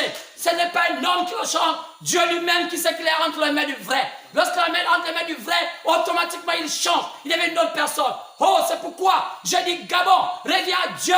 Sors de tes religions, sors de ton christianisme moribond, avec tous ces noms que tu as donnés, que ce soit protestant, catholique, toutes ces choses, et puis éveillé, et puis ne pas appeler charismatique, toutes ces histoires, ce sont que des noms qui n'ont pas d'effet avec Satan. Satan connaît qui est vrai et qui est faux. C'est pourquoi c'est pas tout. D'aller se cacher dans une église, et il y a un mauvais cœur, mais c'est le moment de te convertir et dire, je sors de ce mauvais cœur, je vais dans le droit chemin. Un vrai enfant de Dieu, une vraie fille de Dieu, sort de cette mauvaise pratique, cette mauvaise pensée, devient gentil. Car l'une des choses qui montre qu'une femme est bien, c'est une femme qui est gentille. Lorsqu'une femme n'est pas gentille, ça montre qu'elle est fausse dans son cœur. Oh, Dieu a fabriqué la femme pour être gentille. Car la Bible dit que l'homme va être content quand il est à côté de sa femme. Car l'homme va quitter son père et sa mère pour s'attacher à sa femme. Pourquoi? Parce qu'en elle, il y a la vertu de la gentillesse. Dieu a mis en elle trois vertus. La maternité, quoi? La maternité. Elle a appelé à enfanter les enfants. Pas être un trou, pas être toutes ces choses. Oh, avortant tout le temps, comme on voit ces Gabonaises et les Africaines. Leur travail, c'est l'avortement. Aujourd'hui, dans ces avortements, ça crée d'autres maladies. Ce que vous allez voir aujourd'hui, tellement de cancers de l'utérus. L'utérus est tellement sollicité par des pratiques. On met des comprimés, on met tout cela à l'intérieur. Et cela, ça détruit l'intérieur. À la fin, la stérilité est venue. Quoi? Des femmes qui étaient fécondes sont devenues stériles. Pourquoi sont devenues stériles? En manipulant leur sexe, faisant tout ce qui est sale. Quoi? C'est le diable qui donne les gens dans des pensées. Quoi? Fais ça pour ne pas avoir beaucoup d'enfants. Je ne veux pas être une maman Michel quand je ne suis pas appelé à avoir des seins qui tombent. Mais c'est cela. Dieu t'a créé pour le faire. Mettre tes enfants au monde. Mais quand tu réunis cela, ça montre que tu es rétrograde. Il y a aussi ce qu'on appelle la vertu. Oh, comment elle a perdu cela? La vertu. Et elle te voit comment elle s'habille. Oh, elle va être comme un homme. Comment Dieu peut pousser à ce que, non, Dieu ne peut pas le faire. C'est Satan, parce que Satan a pris comme agent la femme. Oui, monsieur, c'est pourquoi aujourd'hui, oh, revenez à Dieu. Lorsque tu es en Christ, tu te bases de cela. Quand tu étais ignorant, quand il dit que Dieu ne tient pas le temps d'ignorance. Lorsque tu comprends cette vérité t'a franchi. Lorsque cette vérité t'a franchi plus, c'est que tu es hors circuit. Tu n'as plus de sens. Tu n'es plus quelqu'un de gentil. Tu n'es plus rien. On t'appelle Ikabod. C'est pourquoi tu dois avoir ce qu'on appelle la maternité. Quoi encore? La vertu en toi. Et aussi la féminité. Quoi la féminité? Une femme doit être comme une femme, pas comme un homme, comme on le voit aujourd'hui. Des lesbiennes, elles commencent comment? C'est un esprit qui commence à avoir comme l'arrogance. Après on s'habille comme une femme, un homme. Après on commence à dire que je suis un homme. Après on finit par sortir avec les hommes, les femmes comme elle. Quoi? Elle devient des lesbiennes. C'est un esprit. Comment soigner ce genre de choses? Venez en Christ, redonnez à ces femmes la lettre de noblesse comme étant des femmes. Si elles ne sont pas comme des femmes, comment elles pourront être des femmes? Si elles sont comme les hommes, alors cela les a conduits à être quoi? Des lesbiennes. Quoi être une lesbienne? Une lesbienne, c'est une femme par un petit esprit qui pense être un homme. Elle se bat comme un homme, elle parle comme un homme, elle a toutes sortes de choses. Alors ce petit esprit entre et Satan subtil entre dans son esprit pour dire, vas-y ma fille, tu vas taper, vas-y ma fille, tu vas être comme un homme. Alors que Satan t'a mis en erreur. À la fin, tu vas maintenant finir à avoir un dégoût des hommes et ton goût, c'est vers des femmes comme toi. Et tu vas les maltraiter comme tu maltraites un homme. Comme tu maltraites une femme. Oui, monsieur, les femmes lesbiennes se rendent comme des hommes. Elles maltraitent des femmes comme elles. Et il y a beaucoup aujourd'hui qui prennent des femmes faibles, des filles faibles. C'est pas fait attention dans nos écoles. Ces filles-là sont là, agrippées dans nos écoles. Elles sont là, maltraitent nos filles. Elles poussent à faire des choses bizarres. Elles ont des choses bizarres. C'est pourquoi, vous parents, faites attention à la rentrée scolaire. Car beaucoup de parents laissent leurs enfants comme les chiens abandonnés. Elles ont pris beaucoup les esprits. Et ces personnes de contaminer les autres enfants. C'est pourquoi, faites attention. Allez-y, prends vos enfants même dans les écoles. Regardez avec qui elles marchent. Regardez comment elles font. Parce qu'il y a des démons qui sont entrés dans les enfants. Des enfants, des parents qui les ont abandonnés. Et même des parents qui sont pervers. Et ces esprits veulent contaminer les autres. Parce que Satan ne veut pas aller seul en enfer et aller dans sa perversité. C'est ce que vous allez voir aujourd'hui. C'est maintenant que les enfants prennent à l'école, amènent à la maison. Regardez les comportements de nos enfants. Parfois, c'est ça, on commence toute chose. Regardez nos garçons, comment ils deviennent des homosexuels. Ouais, ça commence comme ça. Ils sont brimés par les autres enfants. Et à la fin, ils finissent par se déshabiller dans les salles de classe. Un enfant, un petit garçon, sautant avec un autre petit garçon. Ça vient d'où? Ça vient des parents, ça vient des quartiers, ça vient de partout où ça va. Oui, monsieur, c'est pourquoi j'ai des choses qu'une nation doit faire. C'est comme ça, remettre l'immoralité, remettre la moralité dans le pays. Quoi? La moralité, un jeune homme qui est moins âgé qu'un autre ne peut pas parler à une grande personne comme s'il parlait et l'affronter comme étant son égal. Comment on peut accepter cela? C'est un pays Ikabod. Ça montre que la gloire n'est plus. Pourquoi? Ça encourage pas des démons, encourage pas beaucoup les esprits. Parce que les gens pensent que la seule manière d'être fort, c'est de se battre, c'est de s'entre-taper. Comment tu penses que gagner un homme, c'est en le tapant, le faire du mal? Même si le tape, tu vas faire du mal un jour, un autre te tapera, tu feras aussi du mal. Est-ce que ça montre que tu as gagné? Non, monsieur. Ça nous a dans un esprit de barbarie. Oui, monsieur. Oh, Seigneur, pardonne ce pays qui est parti dans les ténèbres. Même quand tu les envoies les hommes de Dieu, ils ne croient pas. Sur les gens habitués à leurs hommes de Dieu, quand même ils ont fabriqué. Oui, est-ce qu'aujourd'hui au Gabon, les gens peuvent comprendre qu'ils doivent se revenir à Dieu et dire, oh, nous avons failli. Est-ce qu'on ne peut pas dire un jour, même un quartier dit, oh, il y avait, on appelle les chrétiens de Béret, c'était un quartier, c'était une ville, ils avaient décidé de marcher droit. Est-ce qu'un jour, ce quartier, on l'appelle Martin, c'est mon premier campement, peut-être comme les Béret, et dit, nous avons longtemps bu le vin de palme, nous avons longtemps pris la drogue. On peut aujourd'hui se ressaisir et dire, on va être moderne. Et le président regardait un pays pour dire, oh, on va s'appeler Akanda. Akanda veut dire un pays dur, les Akandais, les gens durs. Akandais durs passent dans le banditisme, pas en buvant les alcools, mais durs dans la parole, durs dans la droiture. Oui, monsieur. Alors je disais qu'il fallait que ça se passe ainsi. Oui, monsieur. Il fallait que Dieu, ou le diable aussi, aille combattre l'homme qui veut être le puissant. C'est pourquoi il est venu ange de lumière. Oui, le diable dominait le monde. Pour connaître comment il devait, il fallait connaître comment le combattre. Comment combattre l'ennemi. Oh, le diable. On doit connaître les différentes facettes, les transformations qu'il avait. Quoi? C'est un film. Satan aussi s'est transformé. Car Satan devait montrer qu'il devait être le Dieu de la terre. Mais comment savoir? S'il venait comme étant Satan, l'homme devait savoir comment le repousser. Mais il fallait qu'il prenne une autre forme. La transformation de Satan. Il avait plusieurs formes. C'est comme on peut l'appeler Satan, on peut l'appeler Lucifer, on peut l'appeler le serpent ancien, on peut l'appeler le dragon, on peut l'appeler le lion. Tous ces noms-là, ce sont les noms des transformations. Parce que ce n'est pas facile de le connaître. Oui, monsieur, il est tellement malin. On doit connaître ces différents pouvoirs. Car c'est dans ce différent pouvoir qu'il se transforme. Il est devenu tellement puissant. Quoi?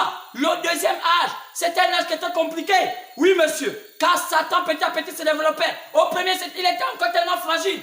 Et au deuxième âge, il est devenu, au fur et à mesure, devenu un peu plus fort. On va le voir jusqu'au septième âge. Au septième âge, il est devenu tellement puissant. Il a grossi. Satan est devenu tellement gros qu'on a du mal à lui pousser hors de la maison. Quand on l'a gardé longtemps, quand c'était un bon petit Satan gentil, et puis il est devenu un bon dragon. Oh, est-ce qu'aujourd'hui, on peut voir aujourd'hui que l'on a du mal à pousser Satan, qui est rentré et le pousser loin de la maison? Oui, parce qu'aujourd'hui, quand tu as grossi, il a un gros ventre, oh, il a une grosse tête, il a une grosse oreille. Oui, monsieur. Oh, est-ce qu'aujourd'hui, on peut comprendre comment Satan travaille?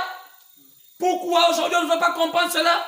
Pourquoi voulez-vous persécuter ceux qui vous montrent comment Satan, alors que Dieu veut vous bénir? Oh, quelle malédiction. Oui, monsieur. Il fallait comprendre comment il était. On doit pour mieux le combattre. C'était un film. Dans un film, le bandit chante sur des vestes. Il a tellement beaucoup de cupidité. Tantôt il est comme gentil, tantôt il est mauvais, tantôt... Donc, il faut connaître toutes les manigances de Satan. Il prend plusieurs formes. Oui, c'est un film. Oui, notre parole sur la terre est comme un film. Oui, monsieur. Si tu es l'acteur, toi aussi tu dois entrer dans un jeu. Ou toi aussi tu dois changer le masque. Oui, monsieur. Car c'est cela, parce que Satan aussi change cela, dans différents pouvoirs. Oui, monsieur, comment le savoir? Regardez seulement, il y a qu'à regarder les pouvoirs, lesquels le diable entre pour contrôler la terre. Mais quel genre de pouvoir le monde a? Il y a le pouvoir politique, il y a le pouvoir militaire, le pouvoir économique et le pouvoir religieux. Les 4 grands pouvoirs qui gèrent le monde. Quand on dit que Satan gère le monde, c'est qu'il gère la politique, il gère les militaires, il gère l'économie et il gère la religion. Mais monsieur, comment on comprend ça? La Bible nous montre par des symboles les différents pouvoirs que Satan incarne. Quels différents pouvoirs que Satan incarne sur la terre? Oui, il incarne la politique, l'armée, l'économie et même la religion. Et il y a des symboles dans la Bible que la Bible montre. En symbole, les différents pouvoirs qu'il incarne, incarnés par Satan, qui permet à contrôler le monde. On voit qu'il y a plusieurs domaines, politique, militaire, économique. Oui, Daniel nous montre cela, Daniel 12, Daniel chapitre 2. Lorsque Nebuchadnezzar avait vu ce songe où il avait une grande statuette. Quoi? Une statuette qui avait le symbole d'or à la tête. Et après, vers les épaules, c'était d'argent. Après, vers les reins, le ventre, c'était des reins. Après, les jambes étaient de fer. Tout ça, c'était quoi? C'était des symboles qui montraient la manière dont le pouvoir politique de Satan devait gérer la terre. Quoi? L'or, l'argent, les reins et le fer. Comment comprendre ça? Il faut que quelqu'un vous montre c'est quoi l'or, c'est quoi l'argent, c'est quoi les reins et c'est quoi le fer. Monsieur, tu ne sais pas cela, tu mourras parce que tu ne comprends pas les combines. Oui, Satan est là. Daniel nous montre cela. Daniel nous montre cela. Oh, on peut voir ça dans Daniel 2. Le roi de Nebuchadnezzar, c'est exactement cela. Oh, on peut aussi voir cela. Oui, même dans l'Apocalypse. Oh, pourquoi après chapitre 13? On a vu cela après chapitre 13, où on montre comment il montre la bête. La bête avec quoi on voit un lion, on voit un ours, on voit un léopard et on voit un dragon. Qui? Satan toujours. On peut voir Ézéchiel, il a des noms. Oui, monsieur. Oh, même pourquoi pas dans Acte. Oh, la déesse Diane. Qui était Diane? Oh, même des symboles des hommes. Oui, mais ce qui concerne la religion, c'est le domaine le plus subtil que le monde n'ait jamais connu. C'est le domaine le plus puissant. Oui, de ces 4 pouvoirs, la politique, l'armée, l'économie et la religion est le pouvoir le plus puissant de Satan. C'est pourquoi il est le plus subtil, le plus malin. Personne ne peut voir comment et comprendre comment il se meut quand il est dans la forme religieuse. Il est tellement rusé. C'est quand Jésus a montré dans Matthieu 24, Matthieu 24, verset 11 à 26. Si vous le lisez, il dit que si les jours n'étaient pas abrégés, personne ne serait sauvé. Mais à cause des élus. Pourquoi? Parce qu'il dit qu'il serait les élus, c'était possible. Quoi?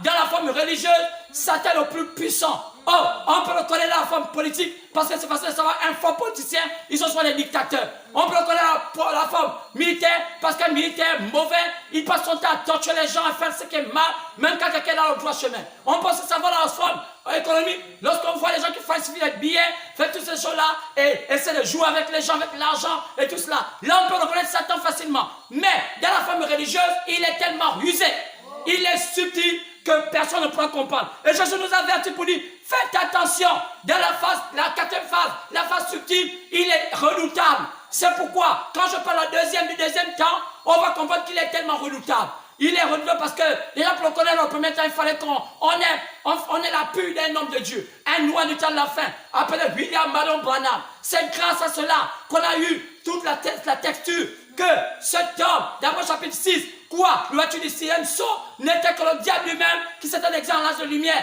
Quand on voit cet ange, oh, cet homme qui était cavalier, qui était sur un cheval blanc, on peut voir que la personne était blanche. Oui, elle était comme sainte, mais c'était une blancheur comme un tombeau. Mais c'était Satan lui-même, se déguisant sur la terre, sous la forme de religion. Oui, c'était le début. Quoi? Satan, petit à petit, devait prendre le contrôle de l'église, du Dieu vivant. Oui, qu'est-ce qu'il devait faire? Satan allait chasser Jésus hors de son église et lui-même il allait habiter. Et c'est ce qu'il a fait aujourd'hui. Monsieur, nous sommes au deuxième temps. Quoi? Entre les années 170 et les années 312. Quoi? Le deuxième âge. On va comprendre qu'à ce temps-là, le message de ce temps-là s'appelait Irénée. Oui, monsieur. Pourquoi? Irénée fut qui? Irénée fut un des fils de Polycarpe. Oui, monsieur. Polycarpe était le fils spirituel de l'apôtre Jean qui a écrit l'Apocalypse par l'inspiration de Jésus, par Jésus lui-même, car dans les années 90, oh, on voit qui? Polycarpe était sous le contrôle de Jean, l'apôtre Jean, le dernier à mourir. Alors après, Polycarpe initia aussi Jean, initia autant que moi Irénée. Oh, qui était Irénée? Irénée, c'était un homme qui était de l'Europe. Alors quoi? La lumière étant de parcourir maintenant l'Asie, puis l'Europe. Et Dieu avait choisi de tous les hommes qui étaient plus proches. Comment se choisissaient ces hommes? C'est les hommes qui étaient les plus proches de l'évangile qu'avait prêché Paul, qu'on choisissait comme étant les messagers du temps. Alors, de ce temps-là, l'homme qui était plus proche de l'évangile de Paul, qui ne croyait pas tous les balivernes là, c'était Irénée. Alors, assurément, Irénée, c'était celui qui a été choisi comme étant le prophète du deuxième temps. Donc, chaque fois, des messagers venaient toujours à la fin du temps. Donc, Irénée est venu dans les années 200. Alors, en temps, qu'est-ce qui se passait? Dieu devait l'utiliser pleinement. Quoi? Pour pouvoir choisir les élus par rapport au message. Alors, qu'est-ce qui s'est passé? Les paroles de Dieu montraient étaient infaillibles. Alors, l'onction est descendue. On avait 4 êtres. 4 êtres vivants. Il y avait le lion, il y avait le veau, il y avait l'homme et il y avait l'aigle. Qu'est-ce qui passe? Regardez bien. Alors, le premier âge était sous le contrôle de lion. Dieu avait donné à Paul l'onction de lion. Quoi? L'onction de la parole. Alors après, on avait rentré à l'onction du veau. Quoi? Le sacrifice. C'est pourquoi le deuxième âge était sous l'onction du sacrifice. C'est pourquoi les gens de ce temps-là étaient des martyrs. Ils devaient souffrir. Oh, quoi? Oh, vous avez la grâce, vous les gens là au lycée. Vous n'êtes pas nés à ce temps-là. En réalité, tous ceux qui étaient nés en les années 170 jusqu'à, donc, après les années 170, aux années 300, on continue, étaient dans l'âge des ténèbres, l'âge du veau. Donc, la seule manière d'agréer votre salut, il fallait passer par la guillotine. Et on a tué beaucoup de personnes. Qui les a tués? Le cheval blanc, qui est finalement devenu le cheval noir, rouge autant pour moi. Quoi? Satan, petit à petit, s'organisant, devenait une église. Quoi? On a vu Rome, qui? Le démon qui était depuis la Babylone, qui est parti de la Babylone, passant par les mains des Perses, passant par l'esprit grec, et puis rentrant dans l'esprit romain, et devenu le fer. Le fer a commencé à se manifester. Quoi? L'empire du fer, qui est l'empire romain, a commencé à se mettre dans la position d'église. Quoi? Ce qu'on a vu, cet homme appelé quoi? Constantin, qui avait sa mère, qui croyait au christianisme, une vraie maman, mais son fils était un hypocrite. Alors, Constantin qui avait fait des enfants, va commencer à ne pas être content de tout le système qui se faisait. Alors, Constantin a commencé à faire la Constantinople qu'on appelle l'Empire byzantin. Et l'Empire s'est divisé. C'est ce que la Bible montre que l'Empire va se diviser. Quand on voit Daniel chapitre 2, on voit maintenant, il y a 10 orteils. Les orteils mélangés, un peu d'argile, un peu de fer. Quoi? C'est là où tout a commencé. Quoi? L'Empire byzantin. Mais avant que l'Empire byzantin ne vienne, il fallait que l'Empire romain commence à être une église. C'est pourquoi on va voir, que c'est à cette époque-là, entre l'an 170 et l'an 312, qu'est née l'église catholique. Quoi c'est? C'est pourquoi en 325, c'est là où a été décrétée l'église catholique. C'est là où l'église catholique est née. Quoi? Cet esprit mauvais qui a navigué durant la nuit des temps a fini par engloutir l'église du Dieu vivant et se faire une fausse église. Et ils ont fait leur prêtre à eux et ils ont fait leur Saint-Esprit qui était le pape. Oh, comment les gens n'ont pas compris ça? Jusqu'aujourd'hui, les gens ne comprennent pas ça. Et c'est ce qu'il a fait. Mais où étaient toutes ces églises qu'on appelle éveillées? Où était tout cela? Alors, on va comprendre petit à petit. Qu'est-ce qui s'est passé? Pourquoi vous ne comprenez pas cela? Car c'est Irénée. Oh, on aurait voulu avoir l'appui de l'homme à qui Dieu a choisi. Mais je pense que le temps nous est imparti. Mais si possible, vendredi, avant d'entamer au 3e messager, on va essayer de partir parce qu'on va voir qu'est-ce qui s'est passé. En temps, il y a des choses que je n'ai pas voulu dire, mais je n'ai pas pu dire à cause du temps. L'esprit subtil de Satan, il est tellement subtil, il est rusé. Alors c'est pourquoi on va se retrouver vendredi. Oh, accrochez-vous, car des vérités doivent sortir. Il y a des choses et des choses. Et on dit, vous connaissez la vérité vous affranchira, et la vérité vous rendra libre. Alors, quand un enfant de Dieu connaît la vérité, c'est ce qu'il doit dire. La famille de ce qu'on entend, et ce qu'on entend vient de la parole de Dieu. Alors, nous retrouver vendredi, Dieu voulant, on va entendre parce qu'on va d'abord commencer. On n'a pas terminé avec le deuxième âge. On va commencer à arrêter. Et puis, on va entamer après le 3e âge. Parce que dimanche, c'est l'apothéose. On va avancer jusqu'à ce qu'on va arriver au 7e âge. Vous allez comprendre comment Satan travaille en ce temps. Alors, sois câblé de la tonne à midi. Écoute ce message. Il est vrai sur le temps de la liberté. Alors que Dieu vous bénisse. Shalom, shalom. Que Dieu bénisse. Bon appétit.